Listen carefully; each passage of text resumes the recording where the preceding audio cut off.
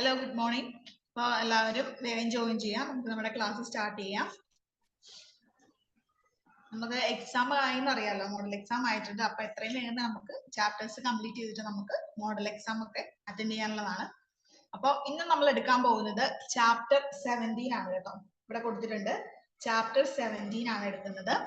India her past and future. Okay, അങ്ങനെ പറഞ്ഞിട്ടുള്ള ഒരു ചാപ്റ്റർ ആണ് എടുക്കുന്നത് കേട്ടോ. അപ്പോൾ എല്ലാവരും വേഗം ജോയിൻ ചെയ്തിട്ട് നമ്മുടെ ചാപ്റ്റർ എടുക്കുക. ഞാൻ ഇവിടെ കമന്റ് ബോക്സിൽ ഇട്ടേക്കാം. ചാപ്റ്റർ 7 ആണ് കേട്ടോ നമ്മൾ എടുക്കുന്നത്. ചാപ്റ്റർ 7. ഓക്കെ, നിങ്ങളുടെ ടെക്സ്റ്റിൽ പേജ് നമ്പർ ഡിഫറെന്റ് ആയിരിക്കും, അതുകൊണ്ടാണ് ഞാൻ ഇടുന്നത് കേട്ടോ. സോറി കേട്ടോ, ചാപ്റ്റർ 7 അല്ല, 17 ആണ്. ഓക്കെ, ചാപ്റ്റർ 17 ആണ് എടുക്കുന്നത്. India her past and future. Okay, India her past and future എന്ന് പറഞ്ഞിട്ടുള്ള ഒരു ചാപ്റ്റർ ആണ് എടുക്കുന്നത് കേട്ടോ. ഓക്കെ, അപ്പൊ നമുക്ക് നമ്മുടെ ക്ലാസ്സിലേക്ക് കിടക്കാം. നമുക്ക് വേഗം തന്നെ കംപ്ലീറ്റ് ചെയ്യണം, അതുകൊണ്ടാണ് കേട്ടോ കുറച്ച് സ്പീഡിൽ പോകുന്നത്. അപ്പൊ ഇന്ന് നമ്മൾ നോക്കുന്നത് നമ്മുടെ ജവഹർലാൽ നെഹ്റുവിൽ അല്ലെ, നമ്മുടെ പ്രധാനമന്ത്രി ആയിരുന്നു. അപ്പൊ അദ്ദേഹത്തിന് ഇന്ത്യയെ കുറിച്ചുള്ള കാഴ്ചപ്പാട് അല്ലെ, ഇന്ത്യ എങ്ങനെ ആയിരിക്കണം, ഇന്ത്യയിലെ ജനങ്ങൾ എങ്ങനെ ജീവിക്കണം, അവർക്ക് എങ്ങനെയുള്ള ഒരു സ്റ്റാറ്റസ് അല്ലെ, സൊസൈറ്റിയിൽ അവരുടെ ജീവിതം എങ്ങനെയായിരിക്കണം, അങ്ങനെ അദ്ദേഹത്തിന് കുറെ കാഴ്ചപ്പാടുകൾ ഉണ്ടായിരുന്നു. അപ്പൊ ജവഹർലാൽ നെഹ്റു അദ്ദേഹത്തിന്റെ ഒരു വീക്ഷണകോണിലൂടെ ഇന്ത്യയെ കുറിച്ചുള്ള അദ്ദേഹത്തിന്റെ സ്വപ്നങ്ങൾ നമ്മളോട് പങ്കുവെക്കുന്നതാണ് ഈ ഒരു ചാപ്റ്ററിൽ പറഞ്ഞിട്ടുള്ളത്. ഓക്കെ, അപ്പൊ നമുക്ക് ഒരു സ്പീച്ച് ആണ് കേട്ടോ. അദ്ദേഹത്തിന്റെ ഒരു സ്പീച്ചിലൂടെയാണ് അദ്ദേഹത്തിന്റെ അഭിപ്രായങ്ങളൊക്കെ രേഖപ്പെടുത്തുന്നത്. അപ്പൊ അദ്ദേഹം വളരെ വ്യക്തമായിട്ട് ഇന്ത്യ എങ്ങനെ ആയിരിക്കണം, അല്ലെങ്കിൽ ഇന്ത്യയിൽ എങ്ങനെ ജീവിക്കണം എന്നൊക്കെ നല്ല വ്യക്തമായിട്ട് നമ്മളോട് എക്സ്പ്ലെയിൻ ചെയ്തു. Ma'am, excuse me, chapter please. Chapter 17.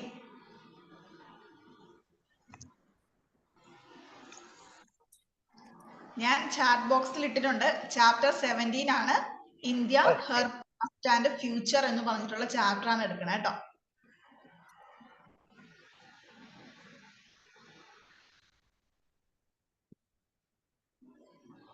എല്ലാവർക്കും മനസ്സിലായെന്ന് വിചാരിക്കുന്നു. ചാപ്റ്റർ 17 ആണ് കേട്ടോ എടുക്കുന്നത്.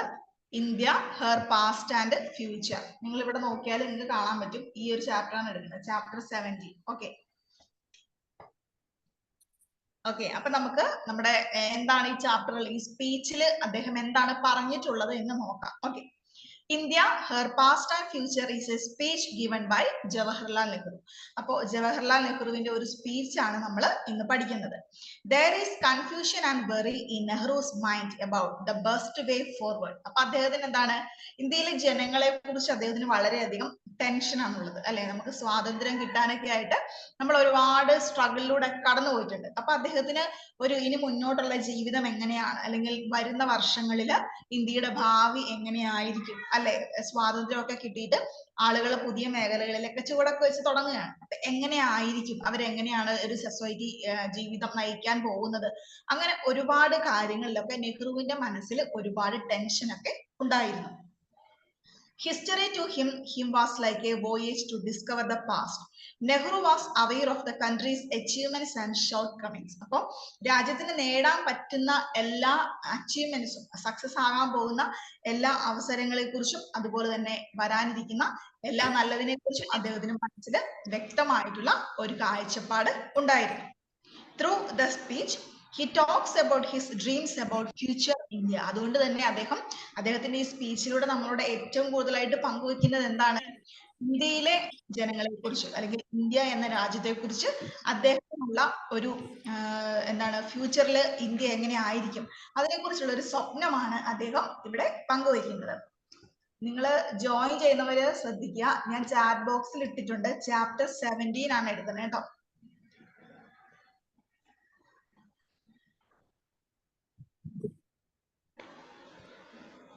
ചാപ്റ്റർ 17 ആണ് എടുക്കുന്നത്. ഓക്കെ, അപ്പോ അദ്ദേഹത്തിന് ഇന്ത്യയെ കുറിച്ചുള്ള ഒരു ഫ്യൂച്ചറിൽ എങ്ങനെ നല്ലൊരു ഇന്ത്യയെ വാർത്തെടുക്കണം, അങ്ങനെ കുറെ അദ്ദേഹത്തിന്റെ നല്ല നല്ല വ്യൂസ് ഒക്കെ നമ്മളോട് ഷെയർ ചെയ്യുന്നുണ്ട്.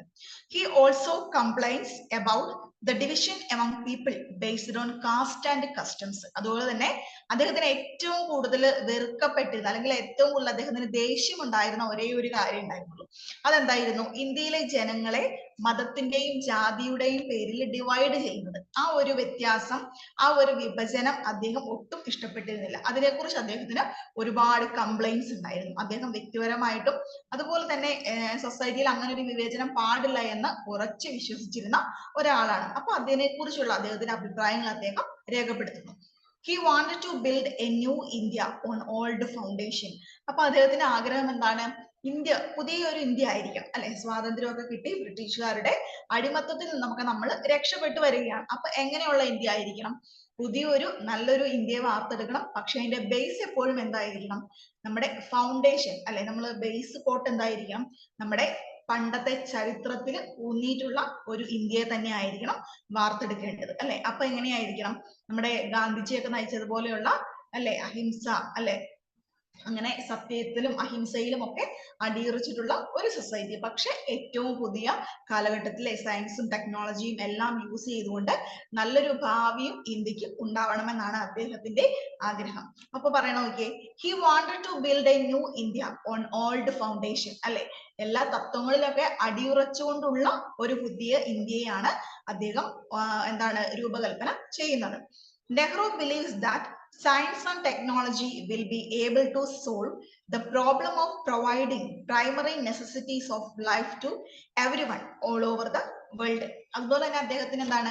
നമ്മുടെ സയൻസ് ആൻഡ് ടെക്നോളജിയെ കുറിച്ച് അദ്ദേഹത്തിന് വളരെ നല്ലൊരു പ്രതീക്ഷയാണുള്ളത്, അല്ലെ? അപ്പൊ നമ്മള് ഇന്ത്യ എന്ന് പറയുമ്പം എല്ലാ മേഖലകളിലും നല്ലപോലെ വികസനം നടന്നുകൊണ്ടിരിക്കുന്ന ഒരു രാജ്യമാണ്, അല്ലെ? വരുന്ന ഓരോ വർഷം കഴിയുന്നോറും പുതിയ പുതിയ കണ്ടുപിടുത്തങ്ങളും, അല്ലെ, എല്ലാ മേഖലകളിലും നല്ല അച്ചീവ്മെന്റ്സ് ഒക്കെ ഉള്ളൊരു രാജ്യമാണ്. അപ്പൊ അദ്ദേഹത്തിന്റെ അഭിപ്രായം എന്താണ്? അദ്ദേഹം വിശ്വസിക്കുകയാണ് സയൻസ് ആൻഡ് ടെക്നോളജി, നമ്മുടെ സയൻസും ശാസ്ത്രവും എല്ലാം എന്ത് ചെയ്യുന്നുണ്ട്? Will be able to solve the problem, അല്ലെ? ജനങ്ങളുടെ എല്ലാ പ്രശ്നങ്ങൾക്കുമുള്ള ഒരു പരിഹാരം ഈ സയൻസ് ആൻഡ് ടെക്നോളജിയിലൂടെ നമുക്ക് കണ്ടെത്താനാവുമെന്നാണ് അദ്ദേഹം വിശ്വസിക്കുന്നത്. അതുപോലെ തന്നെ എന്ത് ചെയ്യും? Of providing primary necessities of life to everyone, അല്ലെ? ഒരു മനുഷ്യന് ഒരു ബേസിക് ആയിട്ട്, അല്ലെ, ഒരു പാർപ്പിടം, അതുപോലെ തന്നെ വസ്ത്രം, ഭക്ഷണം, അങ്ങനെ ബേസിക് നെസസിറ്റീസ് ആയിട്ടുള്ള എല്ലാ ആവശ്യങ്ങളും പ്രൊവൈഡ് ചെയ്യാൻ അതിന് കേപ്പബിൾ ആയിട്ടുള്ളതാണ് എന്ത്? നമ്മുടെ സയൻസ് ആൻഡ് ടെക്നോളജി എന്നാണ് അദ്ദേഹത്തിന്റെ അഭിപ്രായം. അതുകൊണ്ട് തന്നെ അദ്ദേഹത്തിന് അതിന് നല്ല വിശ്വാസവും ഉണ്ട്. He wanted India to be free from all sort of violence and people be united. അതുപോലെ തന്നെ അദ്ദേഹം പറയുന്നത് എന്താണ്? നിങ്ങൾ ആരും ഒരു തരത്തിലുള്ള വയലൻസിലും, അല്ലെ, യാതൊരു രീതിയിലുമുള്ള അക്രമത്തിലും ചെന്നുപെടരുത്. മറിച്ച് എങ്ങനെയായിരിക്കണം? People of India free from all sort of violence, യാതൊരു തരത്തിലുള്ള വയലൻസോ അക്രമങ്ങളോ ഒന്നും പാടില്ല. പിന്നെ എന്താണ്? ആൻഡ് പീപ്പിൾ ബി യുണൈറ്റഡ്, അതുപോലെ തന്നെ ജനങ്ങളെല്ലാം എന്തായിരിക്കണം? ഒത്തൊരുമിച്ച് ഒരുമയോട് കൂടി നിൽക്കുന്ന ഒരു രാജ്യത്തെയാണ് അദ്ദേഹം സ്വപ്നം കാണുന്നത്. ഓക്കെ, അപ്പൊ വളരെ സിമ്പിൾ ആയിട്ടുള്ള ഒരു ഷോർട്ട് ആയിട്ടുള്ള ഒരു സ്പീച്ച് ആണ്. അധികം കാര്യങ്ങളൊന്നും ഇല്ല. നമുക്ക് പെട്ടെന്ന് തന്നെ നമുക്ക് ഓർക്കാനും, നമുക്കൊരു സ്പീച്ച് ഒക്കെ എഴുതാൻ പറഞ്ഞാലും നമുക്ക് പെട്ടെന്ന് കിട്ടുന്ന കുറച്ച് പോയിന്റുകൾ തന്നെയാണ് ഇതിനകത്ത് പറഞ്ഞിട്ടുള്ളത്, അല്ലെ? അപ്പൊ നിങ്ങൾക്ക് അവിടെ അതിന്റെ മലയാളം ഇത് കൊടുത്തിട്ടുണ്ട്. അപ്പൊ നിങ്ങൾക്ക് അത് വായിച്ചു നോക്കുമ്പോൾ കുറച്ചും കൂടെ നന്നായിട്ട് മനസ്സിലാവും. ഓക്കെ, അപ്പൊ എന്താണ്? നെഹ്റു അദ്ദേഹത്തിന്റെ സ്പീച്ചിലൂടെ നമ്മുടെ രാജ്യത്തെ കുറിച്ച് അദ്ദേഹത്തിന്റെ അഭിപ്രായങ്ങൾ നമ്മളോട് ഷെയർ ചെയ്യുന്നതാണ്, അല്ലെ?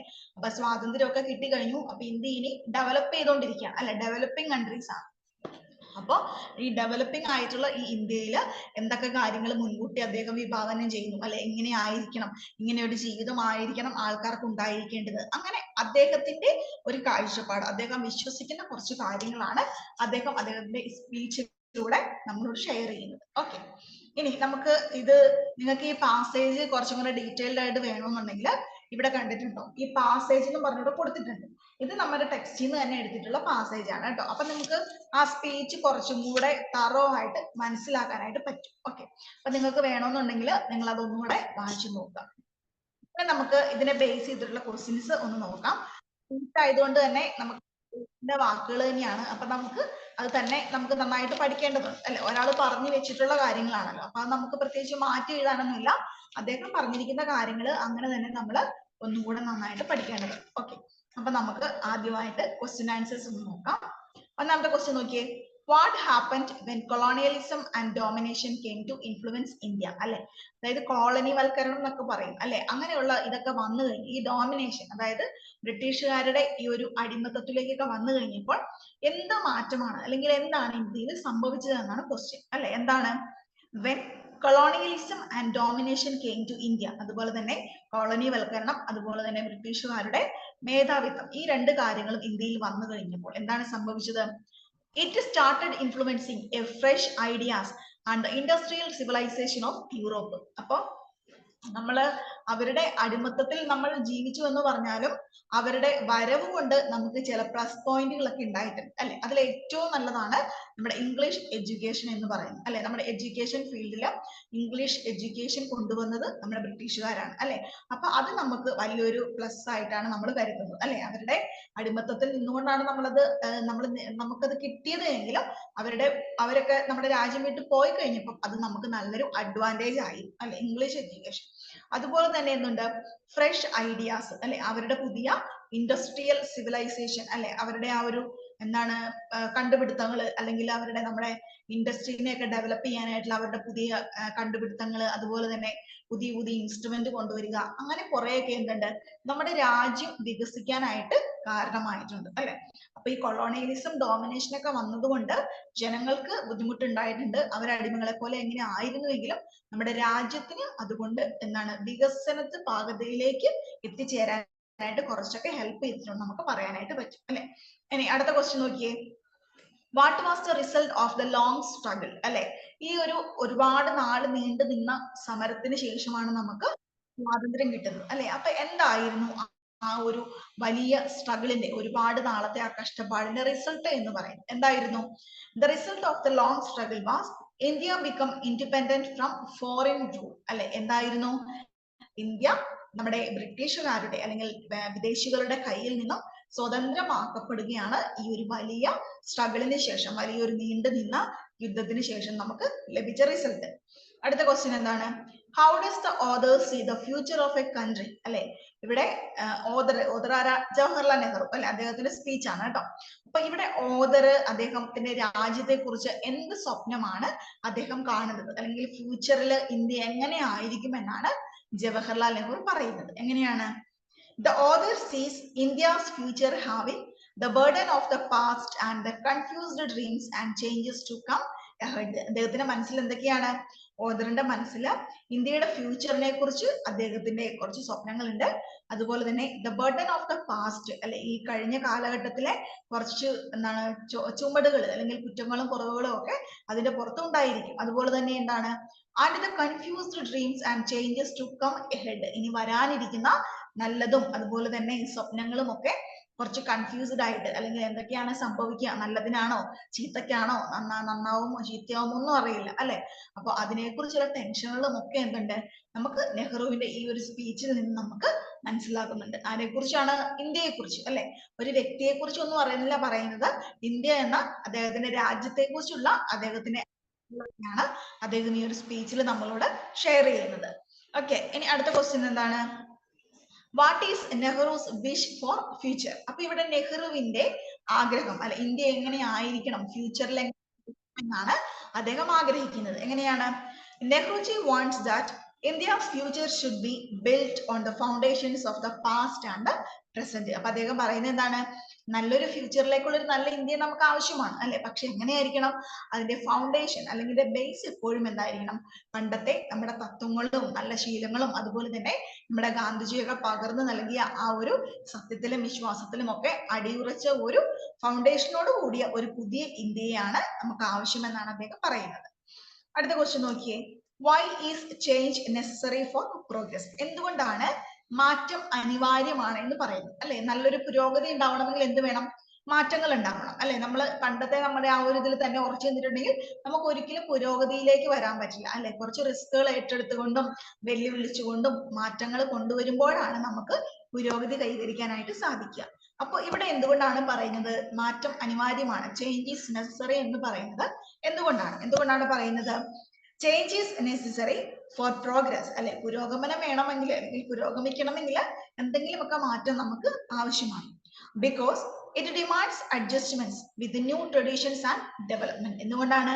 പുതിയ രീതിയിലുള്ള വളർച്ചയോട് നമ്മൾ ഒപ്പം നിൽക്കണമെങ്കിൽ നമ്മൾ നമ്മുടെ പണ്ടത്തെ സ്വഭാവമൊക്കെ ഒന്ന് മാറ്റിവെക്കണം, അല്ലെ? എങ്കിലാണ് നമുക്ക് പുതിയൊരു സക്സസിലേക്ക് നമുക്ക് എത്തിച്ചേരാനായിട്ട് സാധിക്കുകയുള്ളൂ. Changing is the rule of nature, so we can deny this rule, അല്ലെ? അതുകൊണ്ട് തന്നെ എന്താണ് മാറ്റം അനിവാര്യമാണെന്ന് എല്ലാ കാലവും തെളിയിച്ചിട്ടുള്ളതാണ്. അതുകൊണ്ട് ഈ ഒരു റൂള്, അല്ലെ, മാറ്റം അനിവാര്യമാണ് എന്നൊരു തത്വം നമുക്ക് ഒരിക്കലും ഒഴിവാക്കാനായിട്ട് പറ്റില്ല എന്നാണ് പറയുന്നത്. അടുത്ത ക്വസ്റ്റ്യൻ നോക്കിക്കേ. What two things did Gandhiji emphasise? ഇവിടെ ഗാന്ധിജി എന്തൊക്കെ കാര്യങ്ങളെയാണ് ഇമ്പോർട്ടൻസ് കൊടുക്കുന്നത്, അല്ലെങ്കിൽ അദ്ദേഹം എന്ത് കാര്യങ്ങൾക്കാണ് ഇമ്പോർട്ടൻസ് കൊടുക്കുന്നത്? എന്തൊക്കെ കാര്യങ്ങൾക്കാണ്? Gandhiji emphasise on truth and peaceful means, അല്ലെ? അദ്ദേഹത്തിന്റെ നമുക്ക് അറിയാം, അദ്ദേഹത്തിന്റെ രാഷ്ട്രീയ പ്രവർത്തനം അല്ലെങ്കിൽ അദ്ദേഹത്തിന്റെ സത്യാഗ്രഹം ഒക്കെ എന്തിൽ ബേസ് ചെയ്തിട്ടുള്ളതായിരുന്നു? സത്യത്തിലും എന്താണ് അഹിംസയിലുമൊക്കെ, അല്ലെ? നോൺ വയലൻസ് ആണ്. ആരെ ആക്രമിച്ചിട്ടുള്ള ഒരു സമരമാർഗം ഒന്നും ആയിരുന്നില്ല നമ്മുടെ ഗാന്ധിജിയുടേത്, അല്ലെ? അതുകൊണ്ട് തന്നെ എന്താണ് സത്യവും അതുപോലെ സമാധാനവും, അല്ലെ? ട്രൂത്ത് ആൻഡ് പീസ്ഫുൾ ആയിട്ടുള്ള സമാധാനത്തിന്റെ പാതയിലൂടെയാണ് ഗാന്ധിജി സമരങ്ങളൊക്കെ ചെയ്യാനായിട്ട് ആഗ്രഹിച്ചിരുന്നത്. ഓക്കെ, ഇനി ഇവിടെ പാസേജ് 3 കൊടുത്തിട്ടുണ്ടേ, നിങ്ങൾ അതും ഒന്ന് നോക്കുക. ഇതിന്റെ ഇടയ്ക്കായിട്ട് നമ്മൾ ശ്രദ്ധിച്ചില്ല, പാസേജ് 2 കൊടുത്തിട്ടുണ്ട്. അപ്പൊ നിങ്ങൾക്ക് ഈ സ്പീച്ച് ഇംഗ്ലീഷിൽ തന്നെ കുറച്ചും കൂടെ ഡീറ്റെയിൽഡ് ആയിട്ട് അറിയണമെന്നുണ്ടെങ്കിൽ നിങ്ങൾ ഈ പാസേജുകൾ ഒന്നുകൂടെ വായിച്ചു നോക്കുക. ഓക്കെ, ഇനി നമുക്ക് പാസേജ് 3 ബേസ് ചെയ്തിട്ടുള്ള ക്വസ്റ്റ്യൻസ് ഒന്ന് നോക്കാം. Read the section two answer the questions briefly. ഇവിടെ കുറച്ചും കൂടെ എന്താണ് നമുക്ക് ചൂസ് ചെയ്യാനുള്ള 2 ക്വസ്റ്റ്യൻസ് കൊടുത്തിട്ടുണ്ട്, അല്ലെ? നമ്മൾ ബ്രാക്കറ്റിൽ നിന്നൊക്കെ എടുത്തെഴുതുക എന്ന് പറയുന്നത് പോലെ ചൂസ് ചെയ്യാനുള്ള 2 ക്വസ്റ്റ്യൻസ് കൊടുത്തിട്ടുണ്ട് കേട്ടോ. അത് നമുക്ക് പരീക്ഷയ്ക്ക് പ്രതീക്ഷിക്കാവുന്നതാണ്. ഒന്ന് നോക്കാം. What aspect of ancient India fill Nehru with pride and wonder? List four such aspect, അല്ലെ? ഇവിടെ നെഹ്റുവിന് ഇന്ത്യയെ കുറിച്ച് ഭയങ്കരമായിട്ട് അഭിമാനം തോന്നുന്ന കുറച്ച് കാര്യങ്ങൾ ഉണ്ടായിരുന്നു. അപ്പൊ എന്തൊക്കെ കാര്യത്തിലാണ് അദ്ദേഹത്തിന് ആ ഒരു അഭിമാനം, ഇന്ത്യ എന്ന് പറയുമ്പോൾ അദ്ദേഹത്തിന് അഭിമാനം തോന്നിയിരുന്നത് ഏതൊക്കെ കാര്യത്തിലാണ്? ഒന്നാമതായിട്ട് എന്താണ്? സ്ട്രോങ് ആൻഡ് എനർജറ്റിക് റേസ്, അതുപോലെ തന്നെ നല്ല എന്താണ് സ്ട്രോങ് ആയിട്ടുള്ള നല്ല എനർജറ്റിക് ആയിട്ടുള്ള ഒരു വംശമാണ് ഇവിടെ ഉണ്ടായിരുന്നത്. പിന്നെ എന്താണ്? Eager to know, spirit and curiosity, പുതിയ കാര്യങ്ങൾ അറിയാനും അന്വേഷിക്കാനും ഒക്കെ ഉള്ള ഒരു ക്യൂരിയോസിറ്റി, അല്ലെ, ഒരു ആകാംക്ഷയൊക്കെ ഇവിടുത്തെ ജനങ്ങൾക്ക് ഉണ്ടായിരുന്നു. പിന്നെ എന്താണ്? മെച്യൂർ ആൻഡ് ടോളറന്റ് സിവിലൈസേഷൻ, അതുപോലെ തന്നെ വളരെ എന്താണ് നമ്മുടെ മെച്യൂരിറ്റി, അല്ലെ, വളരെ പക്വമായിട്ട് പെരുമാറുന്ന ഒരു സംസ്കാരം, അത് നമ്മുടെ ഇന്ത്യയുടെ ഒരു അഭിമാനമായിട്ടുള്ള കാര്യമാണ്. പിന്നെ എന്താണ്? For ever searching for truth and spiritual knowledge, എപ്പോഴും സത്യത്തിന് വേണ്ടിയിട്ടും അതുപോലെ തന്നെ സ്പിരിച്വൽ ആയിട്ട്, അല്ലെ, ആത്മീയതയുടെ ഒരു നോളജ് അല്ലെങ്കിൽ ആത്മീയതയുടെ പാതയിലേക്കൊക്കെ നയിക്കുന്ന ഒരു സംസ്കാരവും അല്ലെങ്കിൽ അങ്ങനെയുള്ള ഒരു കൂട്ടം ജനങ്ങളും ഒക്കെ എന്താണ് ഇന്ത്യയെക്കുറിച്ചുള്ള ഒരു അഭിമാനമായിട്ടുള്ള കാര്യങ്ങളാണെന്ന് നമ്മുടെ ജവഹർലാൽ നെഹ്റു നമ്മളോട് പറയുന്നു. ഓക്കെ, അപ്പൊ ആ 4 കാര്യങ്ങൾ എന്തൊക്കെയാണെന്ന് നിങ്ങൾ കറക്റ്റ് ആയിട്ട് പഠിക്കുക കേട്ടോ. ഇനി അടുത്ത ക്വസ്റ്റ്യൻ നോക്കിക്കേ. Did the situation in India change for the better of worse? Give 3 reasons to support your answer. അല്ലെ, ഇവിടെ ചോദിച്ചിരിക്കുന്നത് എന്താണ്? ഇവിടെ മാറ്റം നല്ലതിന് വേണ്ടിയിട്ടാണോ അതോ ചീത്ത കാര്യത്തിന് വേണ്ടിയിട്ടാണോ അതോ ശാപമാണോ അതോ അനുഗ്രഹമാണോ? മാറുന്നത് ശാപമാണോ അനുഗ്രഹമാണോ? Give 3 reasons to support your answer. ഇപ്പൊ മാറ്റം അനിവാര്യമാണെന്ന് പറയുകയാണെങ്കിൽ എന്തുകൊണ്ടാണെന്ന് പറയുക. മാറ്റം തെറ്റാണ്, അതിന്റെ ഒന്നും ആവശ്യമില്ല എന്ന് പറയുകയാണെങ്കിൽ അതും എന്തുകൊണ്ടാണെന്ന് നമ്മൾ അതിന് ഒരു റീസൺ കൊടുക്കണം. ഓക്കെ, അപ്പൊ ഇവിടെ എന്താണ് answer? In medieval India the situation changed for the worse, അല്ലെ? മെഡീവൽ ഇന്ത്യയിൽ ഇവിടെ മാറ്റം അത്ര നല്ലതിനായിരുന്നില്ല എന്ന് പറയുന്നു, അല്ലെ? എന്തുകൊണ്ടാണ് എന്നിവിടെ കറക്റ്റ് ആയിട്ട് 3 റീസൺസ് കൊടുത്തിട്ടുണ്ട്. എന്താണെന്ന് നോക്കാം. In the place of freshness and youth, old age and bad temper gained ground. Narrow caste division and customs become more important than broad-minded division. India was invaded by the Mughals and the Islam. അപ്പൊ medieval ഇന്ത്യയിൽ, അതായത് നമ്മുടെ മുഗൾ രാജാക്കന്മാരൊക്കെ ഭരിച്ചുകൊണ്ടിരുന്ന ആ ഒരു കാലഘട്ടം, അല്ലെ, മധ്യ കാലഘട്ടം നമുക്ക് പറയാം, അല്ലെ? അപ്പൊ ആ ഒരു സമയത്ത് അവിടെ യൂത്തിനൊന്നും അത്ര വലിയ ഇമ്പോർട്ടൻസ് ഉണ്ടായിരുന്നില്ല, അല്ലെ? അത് ചെറുപ്പക്കാരായിട്ടുള്ള ആളുകൾക്കൊന്നും അത്ര ഇമ്പോർട്ടൻസ് ഒന്നും ഉണ്ടായിരുന്നില്ല. Old age and bad temper gained ground, അതുപോലെ പഴയ ആളുകളും അവരുടെ ശീലങ്ങളും അല്ലെങ്കിൽ അവരുടെ തത്വങ്ങളും ഒക്കെയാണ് അവിടെ ഇമ്പോർട്ടൻസ് കൊടുത്തിരുന്നത്. അതുകൊണ്ട് തന്നെ യൂത്തിനൊന്നും അവരുടെ ഫ്രഷ് ആയിട്ടുള്ള ഐഡിയാസ് എക്സ്പ്രസ് ചെയ്യാനോ അതിനുള്ള വിജയങ്ങളൊന്നും അവിടെ ഉണ്ടായിരുന്നില്ല എന്ന് പറയും. Narrow caste divisions and customs become more important than broad minded vision. അതുപോലെ തന്നെ ജാതിയുടെയും മതത്തിന്റെയും പേരിലുള്ള വർഗീകരണം വളരെ കൂടുതലായിരുന്നു എന്നാണ് പറയുന്നത്. അതുകൊണ്ട് തന്നെ കുറച്ച് ബ്രോഡ് മൈൻഡഡ് അല്ലെ വിശാല മനസ്കതയോടുകൂടിയുള്ള വീക്ഷണങ്ങളും കാഴ്ചപ്പാടുകളും ഒന്നും ആ ഒരു കാലഘട്ടത്തിൽ നടപ്പാക്കാനായിട്ട് കഴിഞ്ഞിരുന്നില്ല. അതും എന്താണ്, ഈ മാറ്റം നല്ലതാണ് എന്ന് പറയുന്നതിനെ എന്താണ്, അത് തെറ്റാണ് എന്നതിനെ സ്വാധീകരിക്കുന്ന കുറച്ച് സ്റ്റേറ്റ്മെന്റുകളാണ്. ഓക്കെ, ഇനി അടുത്ത ക്വസ്റ്റ്യൻ അടുത്ത ആൻസർ നോക്കിക്കേ. India was invited by Mughals and the Islam. അതുപോലെ തന്നെ ഇന്ത്യ മുഗൾ സാമ്രാജ്യത്തിന്റെയും അതുപോലെ ഇസ്ലാമിന്റെയും കയ്യിലായിരുന്നു എന്നാണ് പറയുന്നത്. എപ്പോഴാണ്? മെഡീവൽ പീരീഡിൽ അല്ലെ. അപ്പൊ മാറ്റം കൊണ്ടുവന്നു, പക്ഷെ അത് എന്തായിരുന്നു, അത് സൊസൈറ്റിനെ എന്താണ് വിപരീത ഫലത്തിലാണ് അഫക്ട് ചെയ്തത് അല്ലെ. ഒരു നല്ല രീതിയിലേക്ക് അതിനെ കൊണ്ടുവരാനായിട്ട് സാധിച്ചില്ല.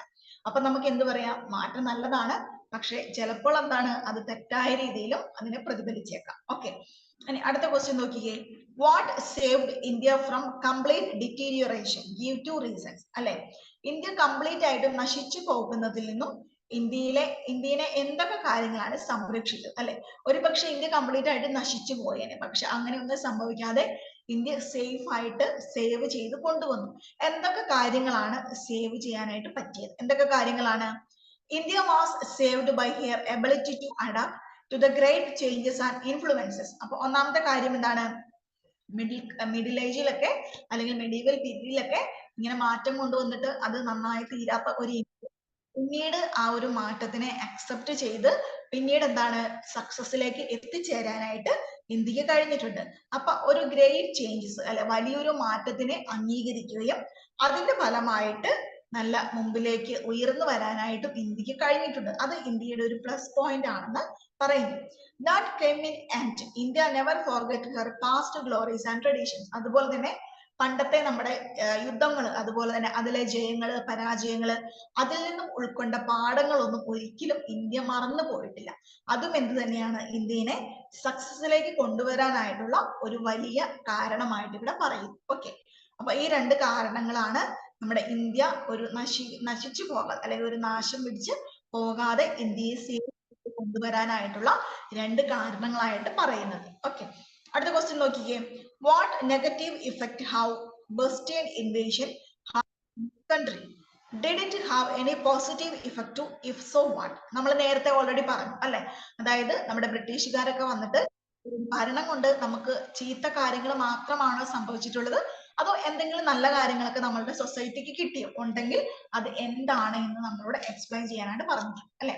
അപ്പൊ എന്താണ് negative effect of western invasion were exploitation of people അല്ലെ. അവരുടെ നെഗറ്റീവ് ആയിട്ടുള്ള ഒരു പോയിന്റ് എന്ന് പറഞ്ഞിട്ടുണ്ടെങ്കിൽ ബ്രിട്ടീഷുകാർ ഇന്ത്യയിൽ വന്നതുകൊണ്ട് നമുക്ക് നെഗറ്റീവ് ആയിട്ട് പറ്റിയത് എന്താണ്, അവരുടെ സാമ്രാജ്യത്വം അല്ലെ, അവരുടെ അടിമകളായിട്ട് നമ്മുടെ ജനത ജീവിക്കേണ്ടി വന്നു. അതാണ് നമുക്ക് സംഭവിച്ചിട്ടുള്ള ഒരു തെറ്റ് എന്ന് പറയും അല്ലെ. എക്സ്പ്ലോയിറ്റേഷൻ ഓഫ് പീപ്പിൾ, അവർ നമ്മളെ നന്നായിട്ട് ചൂഷണം ചെയ്തു. അത് നമുക്ക് അവരിൽ നിന്ന് കിട്ടിയ ഒരു വലിയൊരു നെഗറ്റീവ് ആയിട്ടുള്ള ഒരു പോയിന്റ് ആണ് അല്ലെ.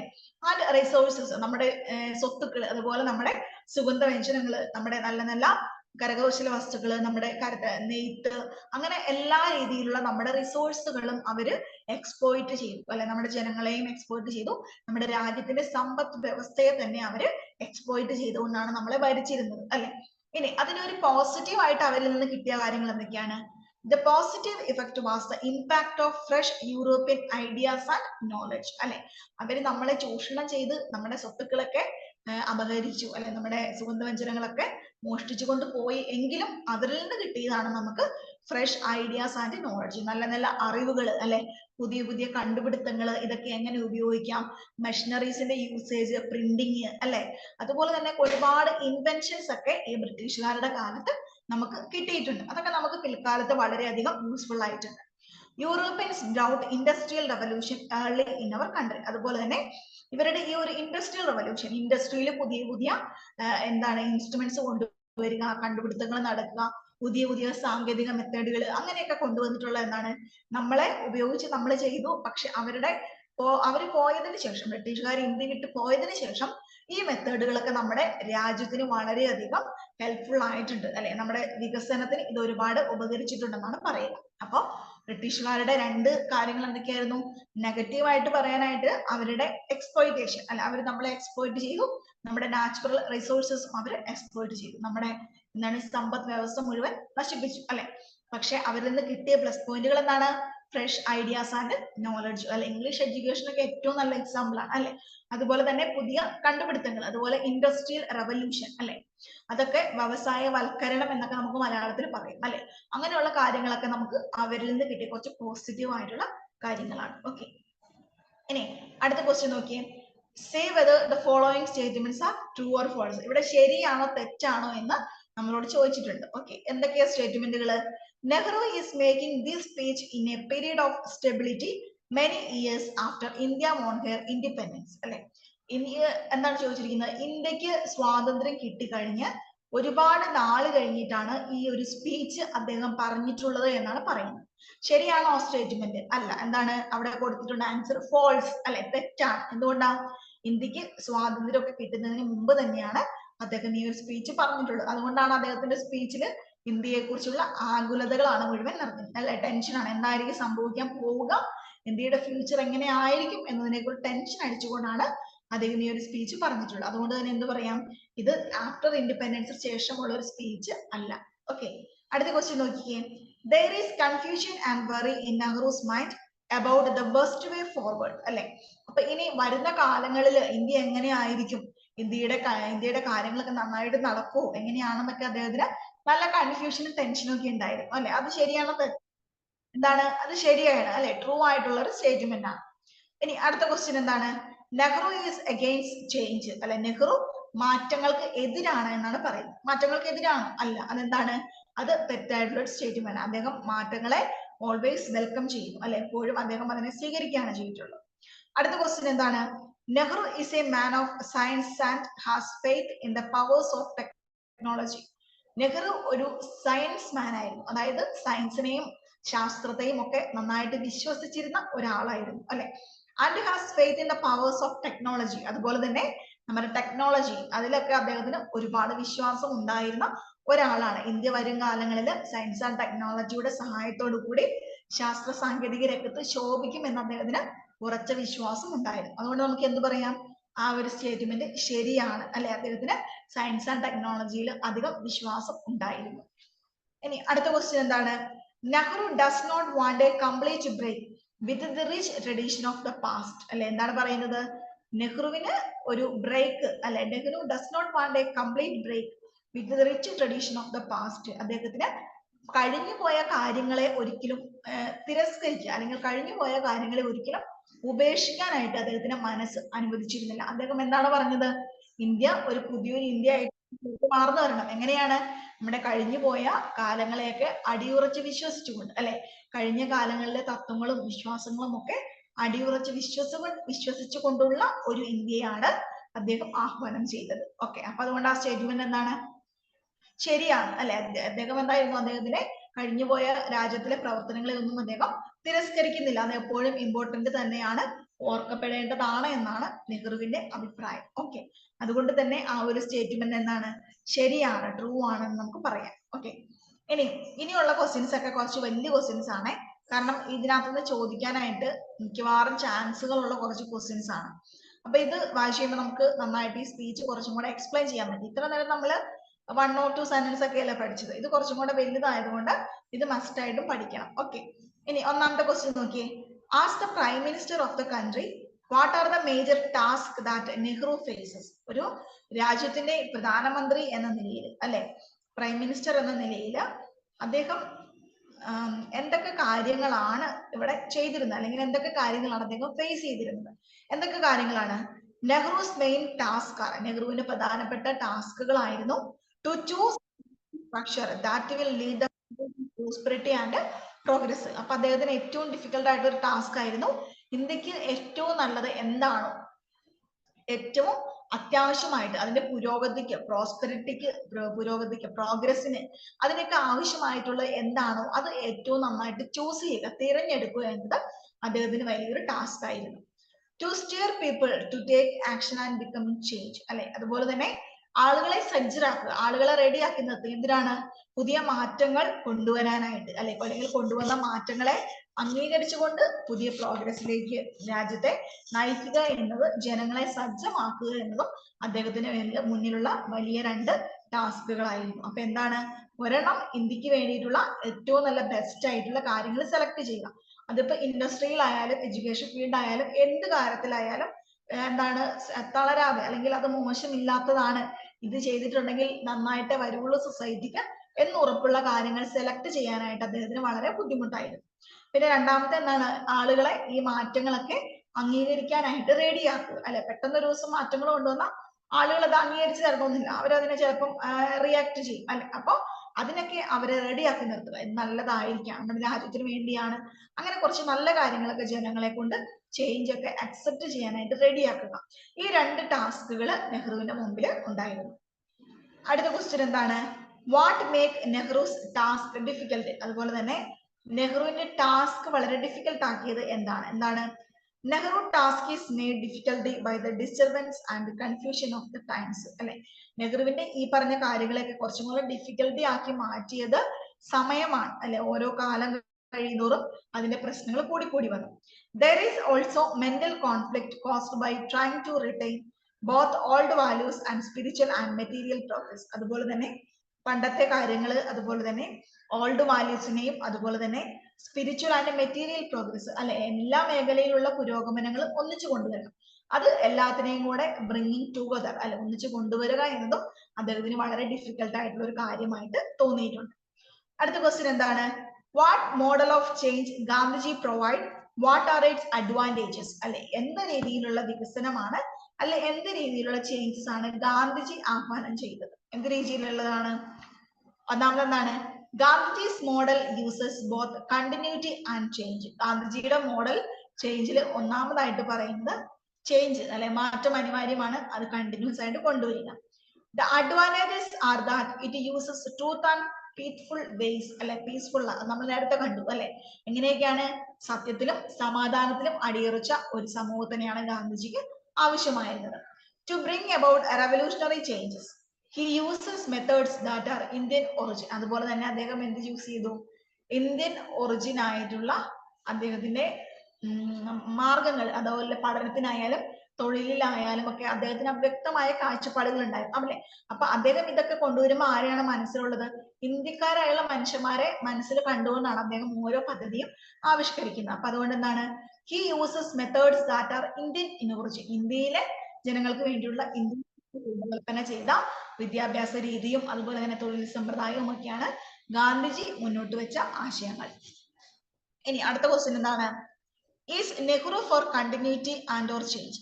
Pick out words and phrases from the text in support of your answer. Nehru എന്തിനു വേണ്ടിയാണ് നിലകൊണ്ടത്? കണ്ടിന്യൂഷന്, തുടർച്ചയ്ക്ക് വേണ്ടിയിട്ടാണോ അതോ ചേഞ്ചസിന് വേണ്ടിയിട്ടാണോ? അതിനെ കുറച്ച് എക്സ്പ്ലെയിൻ ചെയ്ത കുറച്ച് വാക്കുകൾ നമ്മുടെ ടെക്സ്റ്റ് കിടപ്പുണ്ട്. അത് ഏതൊക്കെയാണെന്ന് നിങ്ങളോട് കണ്ടുപിടിച്ച് എഴുതാനാണ് പറഞ്ഞിട്ടുള്ളത്. ഏതൊക്കെയാണ്? ആൻസർ എന്താണ്? Nehru wants both continuity and change. നെഹ്റുവിന് എന്തൊക്കെ വേണമായിരുന്നു? മാറ്റവും വേണമായിരുന്നു, അതിന്റെ കണ്ടിന്യൂഷൻ തുടർച്ചയും അദ്ദേഹത്തിന് വേണമായിരുന്നു. To deny the past and break it with completely, it to support ourselves and surplus. Dry up. This sentence shows the importance of gives to the past. His praise of Gandhi revolutionary work shows the importance Nehru gives to change. അപ്പൊ നെഹ്റുവിന് continuity അതുപോലെ തന്നെ ചേഞ്ചസും രണ്ടും അദ്ദേഹത്തിന് വളരെ ആവശ്യമായിരുന്നു. അപ്പൊ അദ്ദേഹം എന്താ പറയുന്നത്? To deny the past, past ആയിട്ടുള്ള കാര്യങ്ങൾ, അതായത് നമ്മുടെ മുൻ ചരിത്രങ്ങളെയൊക്കെ തിരസ്കരിക്കുക എന്നത് വളരെ തെറ്റായിട്ടുള്ള കാര്യമാണ്. And break with it completely is to uproot ourself and sapless dry up.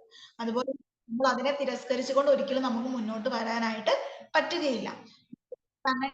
Shows the importance he gives to the past. ഈ ഒരു സെന്റൻസിൽ നിന്ന് തന്നെ അദ്ദേഹം കഴിഞ്ഞുപോയ കാലത്തിന്, കഴിഞ്ഞുപോയ ഓൾഡ് ജനറേഷന്, പണ്ടത്തെ ആളുകൾക്ക്, അവരുടെ തത്വങ്ങൾക്ക്, വിശ്വാസങ്ങൾക്ക്, അവരുടെ സമര രീതികൾക്ക് ഒക്കെ എത്ര ഇമ്പോർട്ടൻസ് കൊടുത്തിട്ടുണ്ടെന്ന് നമുക്ക് മനസ്സിലാക്കാനായിട്ട് പറ്റും.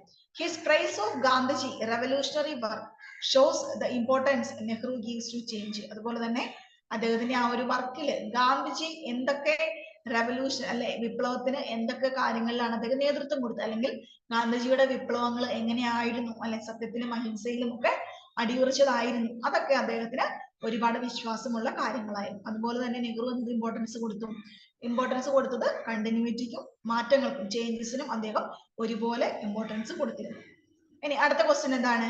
What role does Nehru give to science and technology? ഇനി സയൻസും ശാസ്ത്രവും അല്ലെ, അത് വളരെ ഇമ്പോർട്ടന്റ് ആണ് അല്ലെ. അപ്പോ സയൻസിനും ശാസ്ത്രത്തിനും അദ്ദേഹം എന്ത് പ്രാധാന്യമാണ് അദ്ദേഹം കൊടുത്തിരുന്നത്? എന്ത് പ്രാധാന്യമാണ്? Science and technology will be able to solve the problem of providing primary necessities of life to everyone അല്ലെ. അപ്പൊ സയൻസ് ആൻഡ് ടെക്നോളജി ഉണ്ടെങ്കിൽ ലോകത്തിലെ എല്ലാ ജനങ്ങൾക്കും അവരുടെ ബേസിക് ആയിട്ടുള്ള ആവശ്യങ്ങൾക്കായിട്ടുള്ള കാര്യങ്ങളൊക്കെ കണ്ടുപിടിക്കാനും ചെയ്യാനും ഒക്കെ പറ്റുമെന്നാണ് അദ്ദേഹത്തിന്റെ വിശ്വാസം. ഓക്കെ, അപ്പൊ അത്രേ ഉള്ളൂ കേട്ടോ. അപ്പൊ സയൻസ് ആൻഡ് ടെക്നോളജിക്ക് നമ്മുടെ നെഹ്റു കൊടുത്ത ഇമ്പോർട്ടൻസ് എന്തായിരുന്നു? എല്ലാ ജനങ്ങൾക്കും അവരുടെ ആവശ്യങ്ങളൊക്കെ പരിഹരിക്കാൻ പറ്റുന്ന രീതിയിലുള്ള ഡെവലപ്മെന്റ്സ് കൊണ്ടുവരാനായിട്ട് നമ്മുടെ സയൻസ് ആൻഡ് ടെക്നോളജിക്ക് പറ്റും. അതുകൊണ്ടാണ് അദ്ദേഹം സയൻസ് ആൻഡ് ടെക്നോളജി എപ്പോഴും ഇമ്പോർട്ടന്റ് ആണ് പറയുന്നത്. ഓക്കെ, ഇനി അടുത്ത നോക്കിയേ. The table below presents the two opposing trends that coexist in modern India. Reread the section to fill the blank spaces in the table. ഇവിടെ രണ്ട് ടേബിൾ കൊടുത്തിട്ട് പോസിറ്റീവ് ട്രെൻഡും നെഗറ്റീവ് ട്രെൻഡും. ഓക്കെ, അപ്പൊ ഇതിനെ രണ്ടെണ്ണത്തിനെ കറക്റ്റ് ആയിട്ട് മാച്ച് ചെയ്യുക എന്നാണ് പറഞ്ഞിരിക്കുന്നത് കേട്ടോ. അപ്പോ എന്താണെന്ന് നോക്കാം.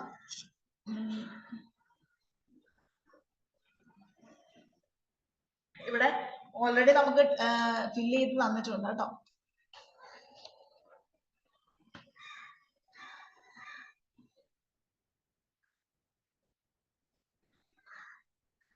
ഓക്കെ, അത് നിങ്ങൾ നോക്കണ്ട കേട്ടോ, കാരണം അത് നമ്മുടെ ടെക്സ്റ്റിൽ നിന്ന് ഭയങ്കര ഡീപ്പായിട്ട് എടുത്തിട്ടുള്ള കാര്യങ്ങളാണ്. അത് മിക്കവാറും ചോദിക്കാൻ ചാൻസ് ഇല്ല, കാരണം നമ്മൾ ടെക്സ്റ്റ് ഡീപ്പായിട്ട് വായിച്ചു നോക്കുന്നില്ലല്ലോ. ടെക്സ്റ്റിൽ നിന്നുള്ള കുറച്ച് വേർഡ്സുകളാണ് അവിടെ എടുത്തിട്ടുള്ളത്. ഓക്കെ, ഇനി അത് ആവശ്യം എക്സാമിന് ഉണ്ടെന്നുണ്ടെങ്കിൽ ഞാൻ പറഞ്ഞു തരാം കേട്ടോ, അതോടെ കിടന്നോട്ടെ, അത് നോക്കണ്ട. ഓക്കെ, അടുത്ത ക്വസ്റ്റ്യൻ നോക്കാം. What does Nehru find most remarkable about people now? ഇനി നെഹ്റുവിന് അവിടുത്തെ ജനങ്ങളെ കുറിച്ച് ഏറ്റവും ഇമ്പോർട്ടന്റ് ആയിട്ട് അദ്ദേഹത്തിന്റെ മനസ്സിലുണ്ടായിരുന്ന കാര്യങ്ങൾ എന്തൊക്കെയാണ്? Nehru find remarkable that people who refused to change in the past are now marching forward with speed and determination. അല്ലെ, പറയുന്നതാണ് പണ്ട് മാറ്റത്തെ സ്വീകരിക്കാനായിട്ട് മടി കാണിച്ച കുറച്ച് മനുഷ്യരുണ്ട് അല്ലെ, അവരിപ്പോഴെന്താണ് ചെയ്യുന്നത്? അവര് വളരെ വേഗത്തിൽ മാർച്ച് ചെയ്ത് പോവുകയാണ്. എങ്ങോട്ടാണ്? Now marching forward with speed and determination. അല്ലെ, ഇതൊന്നും പറ്റില്ല, ഇവിടെ മാറ്റം കൊണ്ടുവന്നാൽ ശരിയാവില്ല എന്നൊക്കെ പറഞ്ഞ് വാദിച്ചിരുന്ന ആളുകള് വളരെ സ്പീഡില് മാറ്റത്തിന്റെ പാതയിലൂടെ മുന്നേറിക്കൊണ്ടിരിക്കുകയാണ്. അതാണ് നെഹ്റുവിന് ജനങ്ങളെ കുറിച്ചുള്ള അഭിപ്രായം. അടുത്ത എന്താണ്? What is Nehru's vision of India in the future? ഇത് ഇമ്പോർട്ടന്റ് ആണ് കേട്ടോ. നെഹ്റുവിന് ഇന്ത്യനെ കുറിച്ചുള്ള ഫ്യൂച്ചറിൽ ഇന്ത്യ എങ്ങനെ ആയിരിക്കും എന്നതിനെ കുറിച്ച് അദ്ദേഹത്തിന് ഒരു കാഴ്ചപ്പാട് എങ്ങനെയായിരുന്നു? Nehru's vision of A prosperous India അല്ലെ, വളരെ എല്ലാ കാര്യത്തിലും അല്ലെ, സമ്പത്തിലും അല്ലെ, മനുഷ്യരുടെ കാര്യത്തിലും സൊസൈറ്റിയിലും എല്ലാത്തിലും വളരെ എന്താണ് നമ്മൾ പറയാ അച്ചീവ്മെന്റ്സ് അല്ലെങ്കിൽ കൂടുതൽ നേട്ടങ്ങൾ കൈവരിച്ചുകൊണ്ടുള്ള ഒരു ഇന്ത്യ, അതാണ് അദ്ദേഹത്തിന്റെ ഫ്യൂച്ചറിൽ ഇന്ത്യ എന്നുള്ള അദ്ദേഹത്തിന്റെ കാഴ്ചപ്പാട്. Material progress for her vast population അല്ലെ, അതുപോലെ തന്നെ പോപ്പുലേഷൻ കൂടിക്കൊണ്ടിരിക്കുകയാണ്, അതിനനുസരിച്ചുള്ള ഡെവലപ്മെന്റ്സ് നമ്മുടെ രാജ്യത്ത് വേണം. He also hope that conflict that take place in the name of religion caste or religion should stop. അതുപോലെ തന്നെ പുരോഗമനം വേണം, പക്ഷെ ജാതിയുടെയും മതത്തിന്റെയും പേരിലുള്ള യാതൊരു തരത്തിലുള്ള വർഗീകരണവും വിവേചനവും ഒന്നും പാടില്ല, അതൊക്കെ നിർത്തണം അല്ലെ, സ്റ്റോപ്പ് ചെയ്യണമെന്നാണ് അദ്ദേഹത്തിന്റെ അഭിപ്രായം. He wants India to be vibrant. അതുപോലെ തന്നെ ഇന്ത്യ എങ്ങനെയായിരിക്കണം? വളരെ വൈബ്രന്റ് ആയിരിക്കണം അല്ലെ, വളരെ വ്യത്യസ്തമായിട്ട് നിൽക്കണം. It's democracy on A socialist pattern. അതിന്റെ ഡെമോക്രസി അല്ലെ, ഇന്ത്യയാണ് ഏറ്റവും വലിയ ജനാധിപത്യ രാജ്യം അല്ലെ, അപ്പൊ നമ്മുടെ ആ ഡെമോക്രസി എന്താണ്? മറ്റുള്ള രാഷ്ട്രങ്ങളിൽ നമ്മളെ വളരെ വ്യത്യസ്തമാക്കുന്ന ഒന്നാണ്, അതും നമുക്ക് വളരെ ഇമ്പോർട്ടന്റ് ആണ്. He wants a classless and casteless society അല്ലെ, അദ്ദേഹം എങ്ങനെയാണ് ആഗ്രഹിക്കുന്നത്? ക്ലാസ്ലെസ് ആയിരിക്കണം അല്ലെ, അതായത് ജാതിയും മതവും ഒന്നുമില്ലാത്ത എല്ലാവരും ഒന്നാണ് എന്ന് പറയണം. അതുപോലെ തന്നെ കാസ്റ്റ്ലെസ് ആയിരിക്കണം അല്ലെ, നീ ഹിന്ദുവാണ്, നീ മുസ്ലിമാണ് എന്ന് പറഞ്ഞ് വേർതിരിക്കാത്ത ഒരു സമൂഹത്തിനെയാണ് ഇവിടെ നെഹ്റു ഇന്ത്യയിലെ ഫ്യൂച്ചർ ഇന്ത്യയിൽ അദ്ദേഹം സ്വപ്നം കണ്ടിരുന്നത്. അപ്പൊ എന്തൊക്കെയായിരുന്നു? കാസ്റ്റ്ലെസ് ആയിരിക്കണം, കാസ്റ്റ്ലെസ് ആയിരിക്കണം അല്ലെ, ക്ലാസും വർഗീകരണവും ഒന്നും ഉണ്ടാവാൻ പാടില്ല അല്ലെ. നീ ഞാൻ അടിയനാണ് അല്ലെങ്കിൽ ഞാൻ മുതലാളിയാണ്, അങ്ങനെ ഒരു വർഗീകരണം ഒന്നും പാടില്ല. അതാണ് ക്ലാസ് എന്ന് ഉദ്ദേശിക്കുന്നത് കേട്ടോ. കാസ്റ്റ് എന്ന് വെച്ചിട്ടുണ്ടെങ്കിൽ ജാതിയുടെ പേരുകൾ. അപ്പൊ യാതൊരു വിധത്തിലുള്ള വർഗീകരണവും ഒന്നുമില്ലാത്ത എല്ലാ ജനങ്ങൾക്കും പ്രോസ്പെരിറ്റി ഒക്കെ ഉണ്ടാകുന്ന ഒരു ഇന്ത്യയാണ് നമ്മുടെ ആരാണ് ജവഹർലാൽ നെഹ്റു ഇവിടെ സ്വപ്നം കണ്ടിരുന്നത്. അപ്പൊ അത്രേ ഉള്ളൂ ആ ഒരു ചാപ്റ്ററിൽ. ഓക്കെ, തീർന്നിട്ടില്ല കേട്ടോ, ഇനിയുണ്ട്, സോറി, ഇവിടെ കുറച്ചും കൂടെ കിടപ്പുണ്ടായിരുന്നേ, കണ്ടില്ല. ഓക്കെ, ഇനി അടുത്ത ക്വസ്റ്റ്യൻ നോക്കിയേ. Choose words from the list below to describe the mood of Nehru speech. ഇവിടെ നെഹ്റു പ്രസംഗം പറയുന്നുണ്ട് അല്ലെ, ആ ഒരു സ്പീച്ചിന്റെ ഭാഗങ്ങളാണ് നമ്മൾ പഠിക്കുന്നത്. അപ്പൊ ആ ഒരു സ്പീച്ചിൽ നിന്ന് നെഹ്റുവിന്റെ കുറച്ച് വാക്കുകൾ നമ്മൾ നോക്കുകയാണ്. അപ്പൊ എന്തൊക്കെയാണ്? ലൈറ്റ് ഹേർട്ടഡ് അല്ലെ, thoughtful, sad, optimistic, angry, unconcerned, balanced. അപ്പൊ ഇത്രയും വാക്കുകൾ കൊടുത്തിട്ടുണ്ട് അല്ലെ. ഈ ഒരു വാക്കുകളിൽ നിന്ന് അദ്ദേഹത്തിന്റെ എന്ത് മൂഡാണ്, അദ്ദേഹം എന്ത് മനോഭാവത്തിലാണ് ഈ ഒരു സ്പീച്ച് പറഞ്ഞിട്ടുള്ളത് നമുക്ക് ഐഡന്റിഫൈ ചെയ്യാൻ പറ്റും. എന്തൊക്കെയാണത്? തോട്ട്ഫുൾ അല്ലെ, അദ്ദേഹത്തിന്റെ ഈ വാക്കുകൾ ഭയങ്കര ചിന്താശക്തിയുള്ള കുറച്ച് വാക്കുകളാണ്. അതുപോലെ തന്നെ ഒപ്റ്റിമിസ്റ്റിക് അല്ലെ, ശുഭാപ്തി വിശ്വാസം നമുക്ക് തരുന്ന വാക്കുകളാണ്. അതുപോലെ തന്നെ ബാലൻസ്ഡ് അല്ലെ, എല്ലാം ബാലൻസ് ചെയ്ത് എല്ലാ കാര്യങ്ങളെ കുറിച്ചും ഈക്വൽ ആയിട്ട് അദ്ദേഹത്തിന്റെ സ്പീച്ചിൽ പറഞ്ഞിട്ടുണ്ട്. അപ്പൊ അദ്ദേഹത്തിന്റെ സ്പീച്ച് എങ്ങനെയുള്ളതാണ്? തോട്ട്ഫുൾ ആണ്, ഒപ്റ്റിമിസ്റ്റിക് ആണ്, അതുപോലെ തന്നെ ബാലൻസ്ഡ് ആണ്. ഇനി അടുത്ത ക്വസ്റ്റ്യൻ എന്താണ്? What can you tell about the times in which Nehru made this speech അല്ലെ. ഇനി നെഹ്റു എപ്പോഴാണ് ഈ ഒരു സ്പീച്ചിനെ കുറിച്ച് പറഞ്ഞിട്ടുള്ളത്? എപ്പോഴാണ്? What can you tell about the times in which Nehru made this speech. ഏത് കാലഘട്ടത്തിലായിരിക്കാം നെഹ്റു ഈ സ്പീച്ചിനെ പറ്റി പറഞ്ഞിട്ടുള്ളത്? എപ്പോഴാണ്? There were times of confusion and conflict among Indians on the basis of caste, religion and region അല്ലെ. അവിടെ ഇന്ത്യക്കാരുടെ ഇടയിൽ ജാതിയുടെ, മതത്തിന്റെയും അല്ലെ ദേശത്തിന്റെയും നിറത്തിന്റെയും ഒക്കെ പേരില് വർണ്ണ വിവേചനങ്ങളൊക്കെ ഒരുപാട് ഉണ്ടായിരുന്ന ഒരു കാലത്താണ് നെഹ്റു ഇങ്ങനെയുള്ള ഒരു സൊസൈറ്റിയാണ് ആഗ്രഹിക്കുന്നതെന്ന് അദ്ദേഹം ഉറക്കെ വിളിച്ചു പറഞ്ഞു അല്ലെ. ഒരു വിവേചനം ഒന്നും പാടില്ല എന്ന് അദ്ദേഹം ഉറക്കെ പറഞ്ഞത്. അടുത്ത ക്വസ്റ്റ്യൻ എന്താണ്? What do we learn about Nehru from the speech അല്ലെ. നെഹ്റുവിന്റെ ഈ ഒരു സ്പീച്ചിൽ നിന്ന് നമുക്ക് നെഹ്റുവിനെ പറ്റിയുള്ള അല്ലെങ്കിൽ നെഹ്റുവിന്റെ ഈ ഒരു സ്പീച്ച് നമ്മൾ കേട്ടു അല്ലെ, അദ്ദേഹത്തിന് ഇന്ത്യയെ കുറിച്ചുള്ള ഒരു കാഴ്ചപ്പാടാണ്. അപ്പൊ നമുക്ക് എന്തൊക്കെ കാര്യങ്ങളാണ് ഇതിൽ നിന്ന് മനസ്സിലാകുന്നത്? എന്തൊക്കെ കാര്യങ്ങൾ ഈ സ്പീച്ചിൽ നിന്ന് മനസ്സിലായിട്ടുണ്ട്? Nehru has a deep knowledge of Indian history. നെഹ്റുവിന് ഇന്ത്യയുടെ ചരിത്രത്തെ കുറിച്ച് വളരെ ഡീപ്പ് ആയിട്ടുള്ള അറിവുണ്ടെന്ന് നമുക്ക് മനസ്സിലായി അല്ലെ. പിന്നെന്താണ്?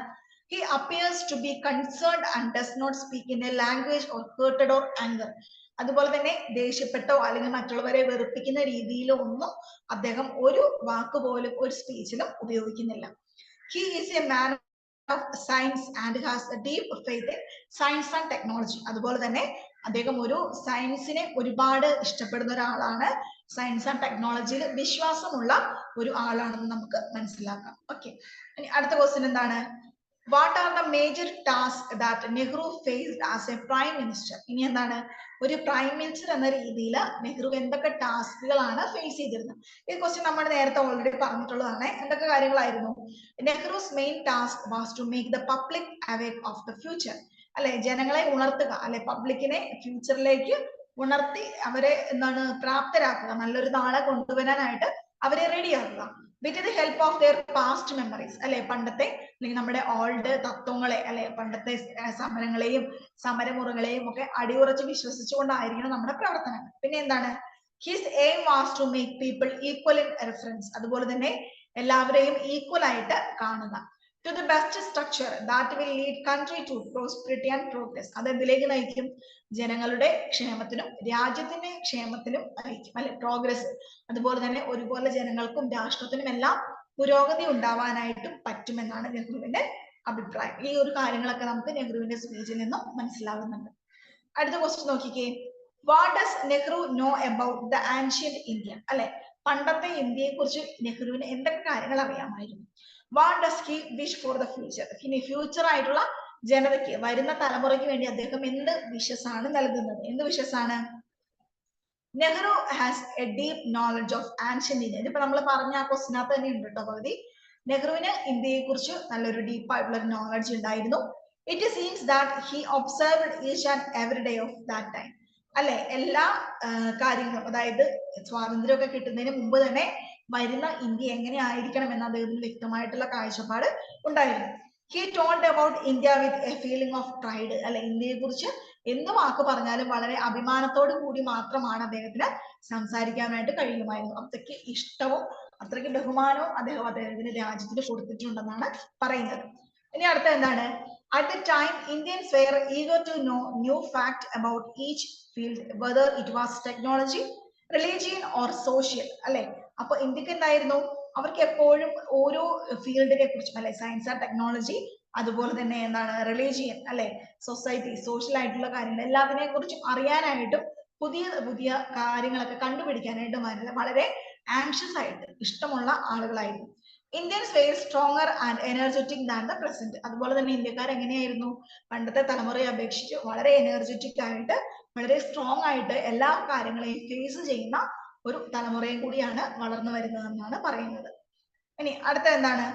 Nehru dreamed brightly about India shining. He says India should take the help of science to solve their economic problems. അപ്പൊ അതുപോലെ തന്നെ അദ്ദേഹത്തിന് സയൻസ് ആൻഡ് ടെക്നോളജിയുടെ വിശ്വാസം ഉണ്ടായിരുന്നു, അല്ലെ. അപ്പൊ അദ്ദേഹം പറയുന്നത് എന്താണ്? എല്ലാ സാമ്പത്തിക പ്രശ്നങ്ങളും, അല്ലെ, എക്കണോമിക് എന്ന് വെച്ചാൽ സാമ്പത്തികമായിട്ടുള്ളത്, എല്ലാ സാമ്പത്തിക പ്രശ്നങ്ങളും കൈകാര്യം ചെയ്യാനായിട്ട് സയൻസിന് പറ്റും. അതിനെ ഒരു പരിഹരിച്ച് ഒരു സൊല്യൂഷൻ കണ്ടുപിടിക്കാനായിട്ട് സയൻസ് ആൻഡ് ടെക്നോളജിക്ക് പറ്റും. പിന്നെ എന്താണ്? Indian should welcome changes and move forward to the progress. ഇന്ത്യക്കാർ എന്ത് ചെയ്താൽ മതി? എല്ലായ്പ്പോഴും നിങ്ങൾ വ്യത്യസ്തത അല്ലെങ്കിൽ എന്താണ് ചേഞ്ചസിനെ അംഗീകരിച്ചുകൊണ്ട് മുന്നേറുക. The standard should be raised by 5-year plans. അല്ലെ, അങ്ങനെ പഞ്ചവത്സര പദ്ധതികളൊക്കെ കൊണ്ടുവന്നു, അല്ലെ. അതൊക്കെ നമ്മുടെ ഇന്ത്യയിലെ ഏറ്റവും കൂടുതൽ വികസന പ്രവർത്തനങ്ങൾ കാഴ്ചവെക്കാനായിട്ട് കാരണമായിട്ടുള്ള പദ്ധതികളാണ്. India should be a country without any discrimination based on caste and creed. അതുപോലെ തന്നെ ഇന്ത്യയിൽ ജാതിയുടെയും മതത്തിന്റെയും പേരുള്ള ഒരു വർഗീകരണവും പാടില്ല എന്നും അദ്ദേഹം പറയുന്നു. ഇനി അടുത്ത ക്വസ്റ്റ്യൻ നോക്കി. What is Nehru's vision of India in the future? ഇന്ത്യയെ കുറിച്ച് നെഹ്റുവിന് ഫ്യൂച്ചറിലുള്ള ഒരു വിഷൻ, അദ്ദേഹത്തിന് കാഴ്ചപ്പാട് എന്തായിരുന്നു? Nehru's vision of India is to raise the standard of living of the Indian people.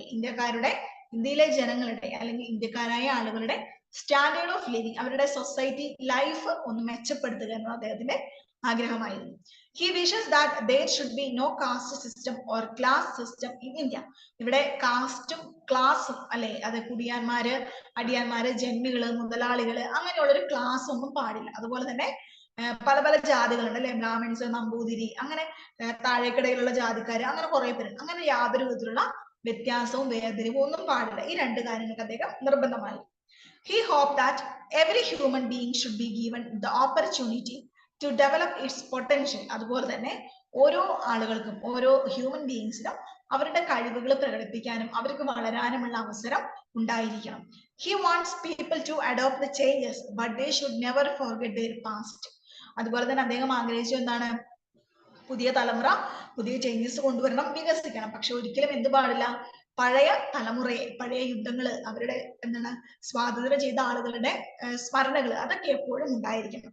അവരുടെ ത്യാഗം, അവരുടെ സേവന സന്നദ്ധ, അങ്ങനെയുള്ള ഒരു കാര്യവും മറന്നുകൊണ്ടാവരുത് നമ്മുടെ വികസനം എന്നും അദ്ദേഹം പറയുന്നു. ഇനി അടുത്ത എന്താണ്? Nehru wants both continuity and change. അതുപോലെ തന്നെ മാറ്റവും വേണം, അതിനൊരു കണ്ടിന്യൂവേഷനും വേണം, അല്ലെ. രണ്ടും അദ്ദേഹം ഊന്നൽ നൽകുന്നു. He gives importance to the past. അതുപോലെ തന്നെ അദ്ദേഹം കഴിഞ്ഞുപോയ ആ ഒരു കാലഘട്ടത്തിന് വളരെയധികം പ്രാധാന്യം നൽകുന്നു. He praises Gandhiji's peace and truth. അതുപോലെ തന്നെ പണ്ടത്തെ നമ്മുടെ സ്വാതന്ത്ര്യത്തിന് വേണ്ടി പോരാടിയിട്ടുള്ള എല്ലാ മഹാന്മാരെയും അദ്ദേഹം ഓർക്കുന്നു, അവർക്ക് അദ്ദേഹം ഇമ്പോർട്ടൻസ് കൊടുക്കുന്നു. പ്രത്യേകിച്ച് ഗാന്ധിജി, അല്ലെ, അദ്ദേഹത്തിന് പീസ്ഫുൾ ആയിട്ടുള്ള ആ ഒരു മാർഗം, സത്യത്തിലൂടെയുള്ള ഒരു മാർഗത്തിനും അദ്ദേഹം ഇമ്പോർട്ടൻസ് കൊടുക്കുന്നു. പിന്നെ എന്താണ്? Will bring revolutionary change up to lift the human. ഇങ്ങനെയുള്ള പണ്ടത്തെ തത്വത്തിലൊക്കെ അടിയുറച്ച് വിശ്വസിക്കുകയാണെങ്കിൽ വളരെ അധികം മാറ്റങ്ങൾ നമ്മുടെ മനുഷ്യരുടെ ഇടയ്ക്ക് കൊണ്ടുവരാനായിട്ട് പറ്റുമെന്ന് അദ്ദേഹം പറയുന്നു. ഓക്കെ, അപ്പോ ഇത്രയാണ് നമ്മുടെ നെഹ്റുവിന്റെ സ്പീച്ചിൽ നിന്ന് ചോദിച്ചിട്ടുള്ള ക്വസ്റ്റ്യൻ ആൻസേഴ്സ് കേട്ടോ. ഇനി നിങ്ങൾ ഇതിന്റെ തൊട്ട് താഴെ നോക്കി, ഇവിടെ കുറച്ച് ഓപ്പോസിറ്റ് വേർഡ്സ് കൊടുത്തിട്ടുണ്ട്, അല്ലെ. അത് നിങ്ങൾ പഠിക്കണം കേട്ടോ, കാരണം അത് കഴിഞ്ഞ പ്രാവശ്യം എക്സാമിന് ചോദിച്ചിട്ടുണ്ടായിരുന്നു കേട്ടോ. അതിന്റെ സൈഡിൽ ഇമ്പോർട്ടന്റ് എന്ന് മാർക്ക് ചെയ്യുക, കാരണം ഓപ്പോസിറ്റ് എപ്പോഴും നമുക്ക് എക്സാമിനൊക്കെ ചോദിക്കാറുള്ളതാണ്. അതിന്റെ പ്രൊനൗൺസിയേഷൻ ഒന്ന് പറയാമോ? അതിന്റെ പ്രൊനൗൺസിയേഷൻ ഒന്ന് പറയാം. ആ വേർഡ്സിന്റെ പുതിയ വൊക്കാബുലറീസിന്റെ ആ പ്രൊനൗൺസിയേഷൻ ഒന്ന് പറയാമെങ്കിൽ ആക്സന്റ് ക്ലിയർ ആവുമല്ലോ എന്ന് വിചാരിച്ചിട്ടാണ്. അത് ഇംപ്രൂവ്മെന്റ്. ഇംപ്രൂവ്മെന്റ് എന്ന് വെച്ചിട്ടുണ്ടെങ്കിൽ പുരോഗതി അല്ലെ, പുരോഗമനമാണ് നമ്മൾ ഇംപ്രൂവ്മെന്റ് എന്ന് ഉദ്ദേശിക്കുക അല്ലെ. അതിന്റെ ഓപ്പോസിറ്റ് ആയിട്ട് എന്ത് വരും? ഡിറ്റീരിയറേഷൻ എന്ന് പറയും അല്ലെ, ഡിറ്റീരിയറേഷൻ. അപ്പൊ ഡിറ്റീരിയറേഷൻ എന്താണ്? നശിക്കുക അല്ലെങ്കിൽ നാശം സംഭവിക്കുക എന്ന് പറയും അല്ലെ. ഇനി അടുത്ത എന്താണ്? ഫ്രഷ് അല്ലെ. ഫ്രഷ് എന്താണ്? നമുക്കറിയാം, പുതിയതായിട്ടിരിക്കുക അല്ലെ. അപ്പൊ അതിന്റെ ഓപ്പോസിറ്റ് എന്താണ്? സ്റ്റെയിൽ എന്ന് പറയും അല്ലെ, പഴകിയത് എന്ന് പറയും. ഓക്കെ. ഇനി അടുത്ത എന്താണ്? വീക്ക്നെസ് അല്ലെ. വീക്ക്നെസ് എന്താണ്? കഴിവില്ലായ്മ അല്ലെങ്കിൽ ക്ഷയം അല്ലെങ്കിൽ ക്ഷീണം സംഭവിച്ചത് എന്നൊക്കെ നമ്മൾ മലയാളത്തിൽ പറയാം അല്ലെ. അപ്പോ ക്ഷീണത്തിന്റെ ഓപ്പോസിറ്റ് എന്താണ്? സ്ട്രെങ്ത് അല്ലെ, ശക്തി അല്ലെങ്കിൽ കഴിവോട് കൂടിയത്. അങ്ങനെ പല പല മീനിങ്ങുകൾ ഉണ്ടല്ലോ അല്ലെ. അപ്പൊ നമ്മൾ ഓരോ സെന്റൻസിനനുസരിച്ച് അതിന്റെ മീനിങ് നോക്കുക കേട്ടോ. അപ്പൊ ഇവിടെ ഓപ്പോസിറ്റ് ആയതുകൊണ്ട് നമുക്ക് അതിന്റെ ഏത് മീനിങ് വേണമെങ്കിലും നമുക്ക് എടുക്കാം. ഓക്കെ. ഇനി അടുത്ത് നോക്കിയേ, ടിമിഡിറ്റി അല്ലെ. ടിമിഡിറ്റി എന്ന് വെച്ചാൽ എന്താണ്? കേട്ടോ,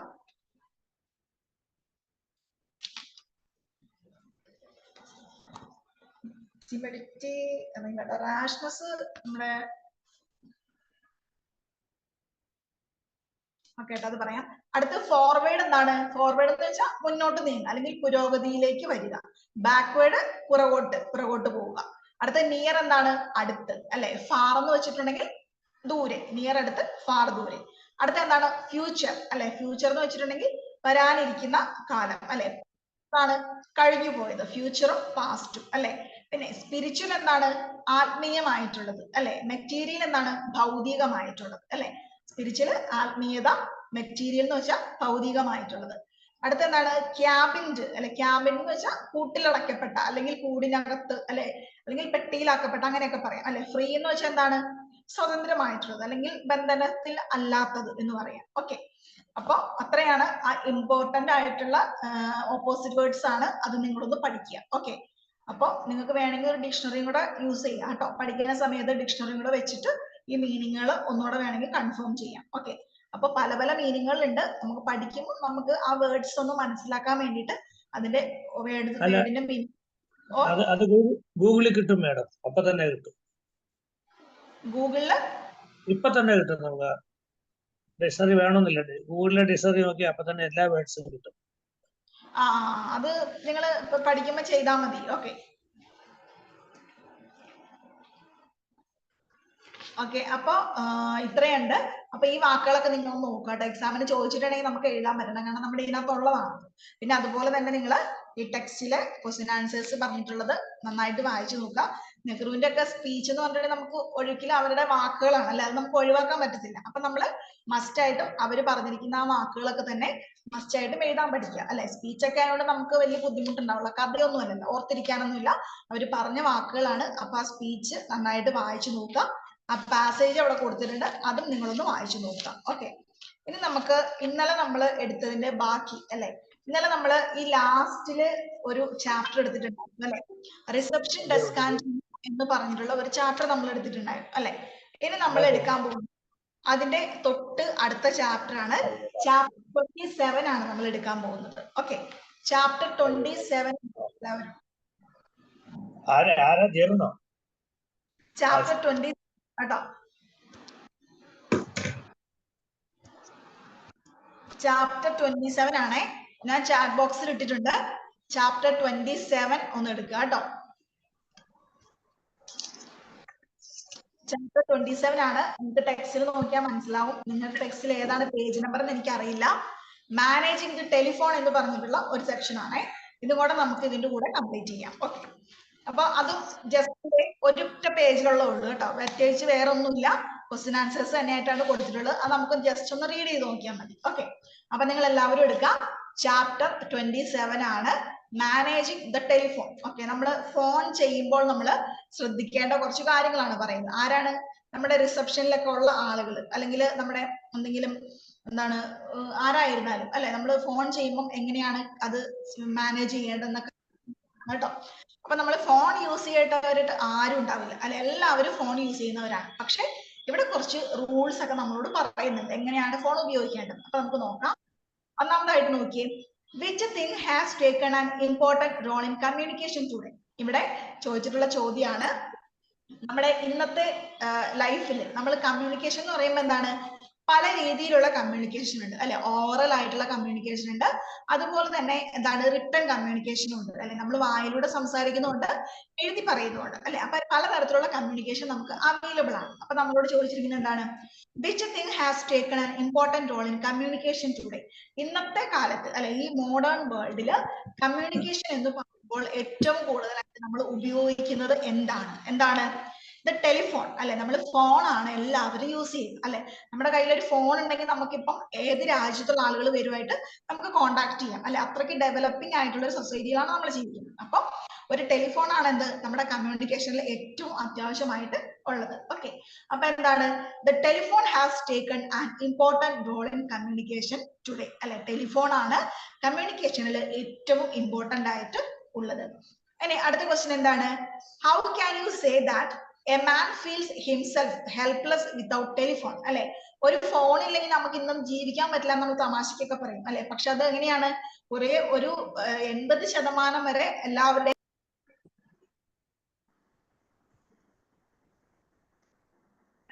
അപ്പൊ എങ്ങനെയാണ്, telephone has become an important part in communication. എന്തുകൊണ്ടാണ് അങ്ങനെ പറയുന്നത്, ഇന്നത്തെ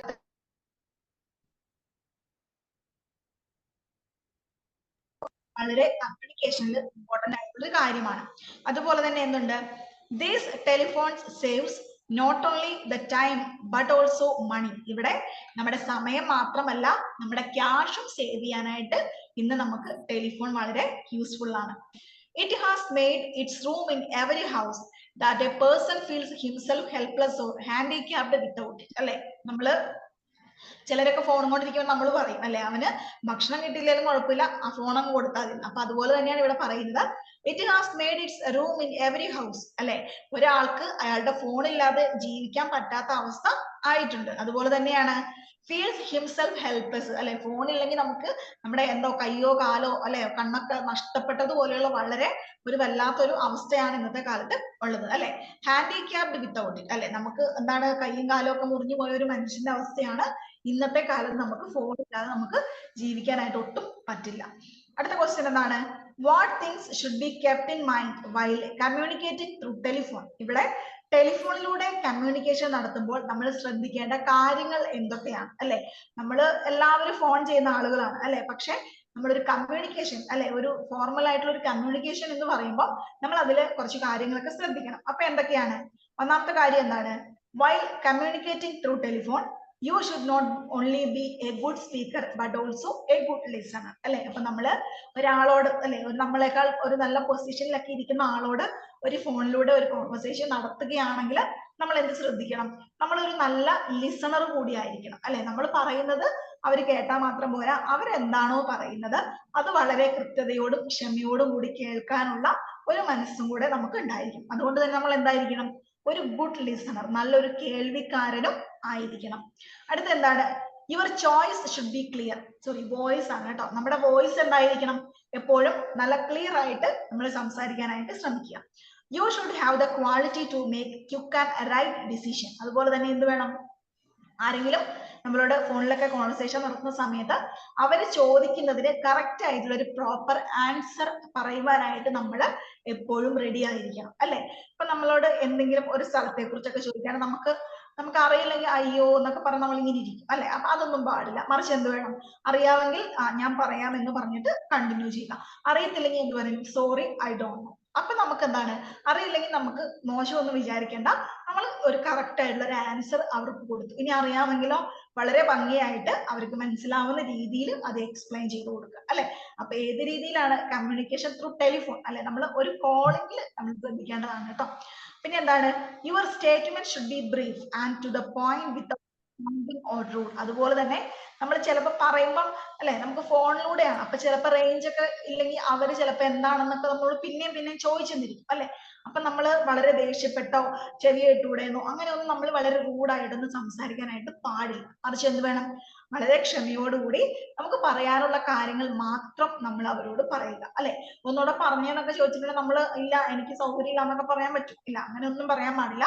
മറിച്ച് എന്ത് വേണം, നമ്മൾ വളരെ സൗണ്ടിങ് ഓർ റൂഡ് അല്ലെ, വളരെ ക്ഷമയോടുകൂടി വളരെ ദേഷ്യപ്പെടാതെ ഓക്കെ ഐ വിൽ റിപ്പീറ്റ് എന്ന് പറഞ്ഞിട്ട് ഒന്നുകൂടെ ആ പറഞ്ഞ കാര്യം റിപ്പീറ്റ് ചെയ്ത് കൊടുക്കുക. ഓക്കെ, അതാണ് എന്ത് ഒരു കമ്മ്യൂണിക്കേഷനിൽ ടെലിഫോൺ കോൺവെർസേഷനിൽ ശ്രദ്ധിക്കേണ്ട കാര്യങ്ങൾ. ഓക്കെ, ഇനി അടുത്ത എന്താണ്, how can you say that telephone number place a very important role അല്ലെ. അപ്പോൾ ഈ ടെലിഫോൺ നമ്പർ എന്താണ്, വളരെ ഇമ്പോർട്ടന്റ് ആണ് അല്ലെ. ഇപ്പൊ നമ്മൾ വിളിക്കാൻ ഉദ്ദേശിക്കുന്ന ആളെ കറക്റ്റ് ആയിട്ട് നമുക്ക് കോൺടാക്ട് ചെയ്യാൻ പറ്റണമെങ്കിൽ എന്തായിരിക്കണം, നമ്പർ വളരെ ഇമ്പോർട്ടന്റ് ആണ് അല്ലെ, ടെലിഫോൺ നമ്പർ വളരെ ഇമ്പോർട്ടന്റ് ആണ്. അപ്പൊ എന്തൊക്കെയാ ശ്രദ്ധിക്കേണ്ടത്, A receptionist does the work of A telephone operator അല്ലെ. അപ്പൊ റിസപ്ഷനിലൊക്കെ ഇരിക്കുന്ന ആളുകളാണെങ്കിൽ അവർക്ക് എപ്പോഴും കോൾസ് ഒക്കെ വരും അല്ലെ. ഇപ്പൊ റൂമിലേക്ക് കണക്ട് ചെയ്യേണ്ടതാണെങ്കിൽ, അല്ലെങ്കിൽ റൂമിൽ നിന്ന് റിസപ്ഷനിലേക്ക് കണക്ട് ചെയ്യേണ്ട, അങ്ങനെ ഒരുപാട് കോൾസ് ഒക്കെ വരും അല്ലെ. അപ്പൊ ഇവര് ശ്രദ്ധിക്കേണ്ടത് എന്തൊക്കെ കാര്യങ്ങളാണ്, റിസപ്ഷനിൽ ഇരിക്കുന്ന ആളുകൾ എപ്പോഴും ടെലിഫോണിൽ വർക്ക് ചെയ്യുന്നവരാണ് അല്ലെ. ഇൻകമിംഗ് കോൾസ് വരും, ട്രാൻസ്ഫർ ചെയ്യാനുള്ള ഒരു കോൾസ് വരും അല്ലെ, അല്ലെങ്കിൽ എന്തെങ്കിലും ഐഡിയാസ് അല്ലെങ്കിൽ എന്തെങ്കിലും ഇൻഫർമേഷൻസ് ഒക്കെ പാസ് ചെയ്യാനുള്ള കോളുകൾ വരും, അങ്ങനെ ഒരുപാടൊക്കെ വരും അല്ലെ. ആൻഡ് ഇൻ ഓൾ ദിസ്, ഇതിലെല്ലാത്തിലും ഇമ്പോർട്ടന്റ് ആയിട്ടുള്ളത് ടെലിഫോൺ നമ്പർ ആണ് അല്ലെ. Telephone numbers play a very important role. അതുകൊണ്ട് തന്നെ അവർക്ക് ഇപ്പൊ റൂമിൽ നിന്ന് കണക്ട് ചെയ്യണമെങ്കിലൊക്കെ ചിലപ്പോൾ ഒരു ഹോട്ടലിൽ തന്നെ ഒറ്റ നമ്പറിലൊക്കെ ആണെങ്കിൽ നമുക്ക് കണക്ട് ചെയ്യാൻ പറ്റും അല്ലെ. അപ്പൊ ഈ നമ്പറൊക്കെ എന്താണ്, ഈ റിസപ്ഷനിലൊക്കെ ഇരിക്കുന്ന ആളുകൾ ഇത് കറക്റ്റ് ആയിട്ട് അറിഞ്ഞിരിക്കണം അല്ലെ. അപ്പൊ അവരിപ്പോ വിളിച്ച ആളുകൾക്കാണെങ്കിലും പെട്ടെന്ന് ഒരു നമ്പർ ഹോട്ടലിലെ മറ്റേതെങ്കിലും ഒരു അവൈലബിൾ ആയിട്ടുള്ള ഒരു നമ്പർ പറഞ്ഞു കൊടുക്കാൻ പറഞ്ഞാലും ആര് റെഡി ആയിരിക്കണം, ഈ റിസപ്ഷനിലുള്ള ആളുകൾ റെഡി ആയിരിക്കണം. ഓക്കെ, ഇനി അടുത്ത എന്താണ്, who attend a number of calls and what is the significance of these calls അല്ലെ. ഒരു റിസപ്ഷനിലുള്ള ആളുകൾ എത്ര കോൾസ് അറ്റൻഡ് ചെയ്യും, എത്ര കോൾസ് ഉണ്ട്, ആരാണ് അറ്റൻഡ് ചെയ്യുക കൂടുതൽ, റിസപ്ഷനിലുള്ള ആളുകൾ അല്ലെ. എന്താണ് അതിന്റെ ഒരു ഇമ്പോർട്ടൻസ്, എന്താണ്, receptionist has to attend a number of calls every day അല്ലെ. ഒരുപാട് കോൾസ് അവർക്ക് ഒരു ദിവസം അറ്റൻഡ് ചെയ്യേണ്ടതായിട്ട് വരും അല്ലെ. വിസിറ്റേഴ്സിന് ഉണ്ടാവാം, അല്ലെങ്കിൽ അവിടുത്തെ ഡ്യൂട്ടീസിന്റെ കാര്യത്തെ കുറിച്ച് സംസാരിക്കാൻ ഉണ്ടാവും, അങ്ങനെ ഒരുപാട് കാര്യങ്ങൾ അവർ ഡിസ്കസ് ചെയ്യും. പിന്നെ എന്താണ്, and these calls involve some giving and taking information which has to be noted down അല്ലെ. അപ്പൊ അവര് പറയുന്ന കാര്യങ്ങൾ അവർ കേട്ടാൽ മാത്രം മതിയോ, പോരാ, ചില കാര്യങ്ങളൊക്കെ എന്ത് വേണം, അവരവിടെ നോട്ട് ചെയ്ത് വെക്കണം അല്ലെ. നമ്മൾ ഇന്നലെ പഠിച്ചു അവരുടെ റിസപ്ഷൻ ഡെസ്കിൽ ഉണ്ടായിരിക്കേണ്ട ഇമ്പോർട്ടൻസ് ആയിട്ടുള്ള സാധനങ്ങൾ എന്തൊക്കെയാണെന്ന് പറഞ്ഞു അല്ലെ. അപ്പൊ അവർക്ക് ഇമ്പോർട്ടന്റ് ആയിട്ടുള്ള ടെലിഫോൺ ഡയറക്ടറി ഒക്കെ ഉണ്ടെങ്കിൽ അതിൽ ചിലപ്പോൾ നോട്ട് ചെയ്ത് വെക്കേണ്ട നമ്പേഴ്സ് ഒക്കെ ഉണ്ടാവും അല്ലെ. അപ്പൊ അവര് കോൾ ചെയ്യുക മാത്രമല്ല, കോൾ അറ്റൻഡ് ചെയ്യുക മാത്രമല്ല, മറിച്ച് ഈ വരുന്ന കോൾസിന്റെ ഡീറ്റെയിൽസ് എടുത്തിട്ട് അതിൽ എന്താണ് പറയാനുള്ളത്, മെസ്സേജ് പാസ് ചെയ്യുകയാണെങ്കിൽ അത് നോട്ട് ചെയ്ത് വെക്കുക, അങ്ങനെ ഒരുപാട് കാര്യങ്ങൾ ഈ ഒരു കോൾസ് മാനേജ് ചെയ്യുമ്പോൾ നമ്മൾ ശ്രദ്ധിക്കാനുണ്ട്. ഓക്കെ, അപ്പൊ എന്തൊക്കെയാണ് മാനേജിങ് ടെലിഫോണിൽ നമ്മൾ പഠിച്ചത്, കോൾസ് ചെയ്യുമ്പോൾ എന്തൊക്കെ ശ്രദ്ധിക്കണം അല്ലെ, ഒരു ഗുഡ് ലിസണർ ആയിരിക്കണം, നല്ലൊരു സ്പീക്കർ ആയിരിക്കും, രണ്ടും ശ്രദ്ധിക്കണം അല്ലെ. പിന്നെ അതുപോലെ തന്നെ നമ്മളെ കോൾ ചെയ്യുന്ന ആൾക്ക് കേൾക്കാൻ പറ്റുന്ന രീതിയിൽ നല്ല ക്ലിയർ ആയിട്ട് സൗണ്ടില് അവരോട് റൂഡായിട്ടൊന്നും പെരുമാറാതെ വേണം, വളരെ ക്ഷമയോടുകൂടി വേണം അവരോട് സംസാരിക്കാൻ. പിന്നെ എന്താണ്, ഒരുപാട് കോൾസ് ഒക്കെ വരും, അപ്പൊ അതിന്റെ നമ്പേഴ്സ് നോട്ട് ചെയ്യുക, അതുപോലെ തന്നെ മെസ്സേജ് പാസ് ചെയ്യുക, ഫോൺ നമ്പർ ശ്രദ്ധിക്കുക, അങ്ങനെ ഒരുപാട് കാര്യങ്ങളൊക്കെ ശ്രദ്ധിക്കാനുണ്ട്. ആരാണ് ശ്രദ്ധിക്കേണ്ടത്, നമ്മുടെ റിസപ്ഷൻ ഡെസ്കിലുള്ള ആളുകളാണ് ഇതൊക്കെ ശ്രദ്ധിക്കേണ്ടത്. ഓക്കെ, അപ്പൊ മാനേജിങ് ദ ടെലിഫോൺ എന്ന് പറയുന്നതും ഈ റിസപ്ഷൻ ഡെസ്കിലുള്ള ആളുകളുടെ ഒരു ഡ്യൂട്ടിയാണ്. ഓക്കെ, അപ്പൊ നമ്മൾ ഇന്നലെ പഠിച്ചല്ലോ റിസപ്ഷൻ ഡെസ്ക് ആൻഡ് യു അല്ലെ, അത് പഠിച്ചു. അതിന്റെ ബാക്കിയായിട്ടാണ് നമ്മൾ മാനേജിങ് ടെലിഫോൺ പഠിക്കുന്നത്. ഓക്കെ,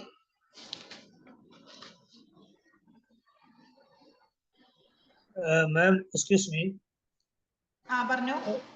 നമ്മുടെ ഈ ഗ്രാമറിന്റെ ക്ലാസ് പിന്നീട് കണ്ടിന്യൂ ചെയ്തിട്ടുണ്ടോ? ഗ്രാമറിന്റെ ക്ലാസ് ആരാ എടുത്തു തന്നിരുന്നത്? പേര് മറന്നുപോയി, 2 ക്ലാസ് മറ്റേ നടന്നുള്ളൂ തോന്നുന്നു. ആണോ, ഞാൻ മാഡത്തിനോട് ചോദിക്കാം കേട്ടോ, ഗ്രാമറിന്റെ ക്ലാസ് ബാക്കി കാരണം വേർബ്സ് എടുത്തായിരുന്നു, പിന്നെ ഒരു കമ്മ്യൂണിക്കേഷന്റെ ഒരു ക്ലാസ് എടുത്തു, അതിനപ്പുറത്ത് പിന്നീട് അത് കണ്ടില്ല. We are respecting for that because you have to enhance our communication skill. That is why. Okay, I will ask and inform you later. Okay. Okay, അപ്പോ നിങ്ങൾ ഇന്ന് പഠിച്ച ചാപ്റ്ററും കൂടെ നമ്മുടെ എക്സാമിനൊക്കെ ആയിട്ട് പ്രതീക്ഷിക്കുക. പിന്നെ നമുക്ക് 3 ചാപ്റ്ററും കൂടെ ഉള്ളൂ കേട്ടോ, നമുക്ക് അടുത്ത ദിവസങ്ങളിൽ നമുക്ക് തീർക്കാം. ഓക്കെ, അപ്പോൾ എല്ലാവരും വായിച്ചു നോക്കുക, നമ്മുടെ നെഹ്റുവിന്റെ സ്പീച്ച് വായിക്കാം, മാനേജിങ് ദ ടെലിഫോണിലെ വായിക്കാം. ഓക്കെ, അപ്പൊ നമുക്ക് അടുത്ത ക്ലാസ്സിൽ കാണാം. എന്തെങ്കിലും ഡൗട്ട് ഉള്ളവര്. ഇംഗ്ലീഷ് ടെസ്റ്റ് ഇതുവരെ കിട്ടിയില്ല കേട്ടോ. ടെക്സ്റ്റ് കിട്ടിയില്ല? ഇല്ല. ടെക്സ്റ്റ് നിങ്ങളുടെ ഏത് ഓഫീസിൽ എവിടെയാണോ നിങ്ങൾ രജിസ്റ്റർ ചെയ്തിട്ടുള്ളത് അവരുമായിട്ടൊന്ന് കോണ്ടാക്ട് ചെയ്യാം കേട്ടോ. അതൊക്കെ പക്ഷെ നാല് സബ്ജക്ട്സ് കിട്ടി, ബട്ട് ഇനി ഇംഗ്ലീഷ് കിട്ടിയിട്ടില്ല.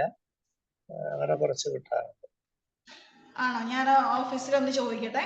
അല്ലെങ്കിൽ നിങ്ങൾ ഏത് ബ്രാഞ്ചിലാണോ രജിസ്റ്റർ ചെയ്തിട്ടുള്ളത് അവിടുത്തെ പ്രിൻസിപ്പൾ ആയിട്ടൊന്ന് കോണ്ടാക്ട് ചെയ്യാം കേട്ടോ. ആയിക്കോട്ടെ. Okay okay. അപ്പോൾ എല്ലാവർക്കും താങ്ക്സ്. നമുക്ക് അടുത്ത ക്ലാസ്സിൽ കാണാം. Thank you miss.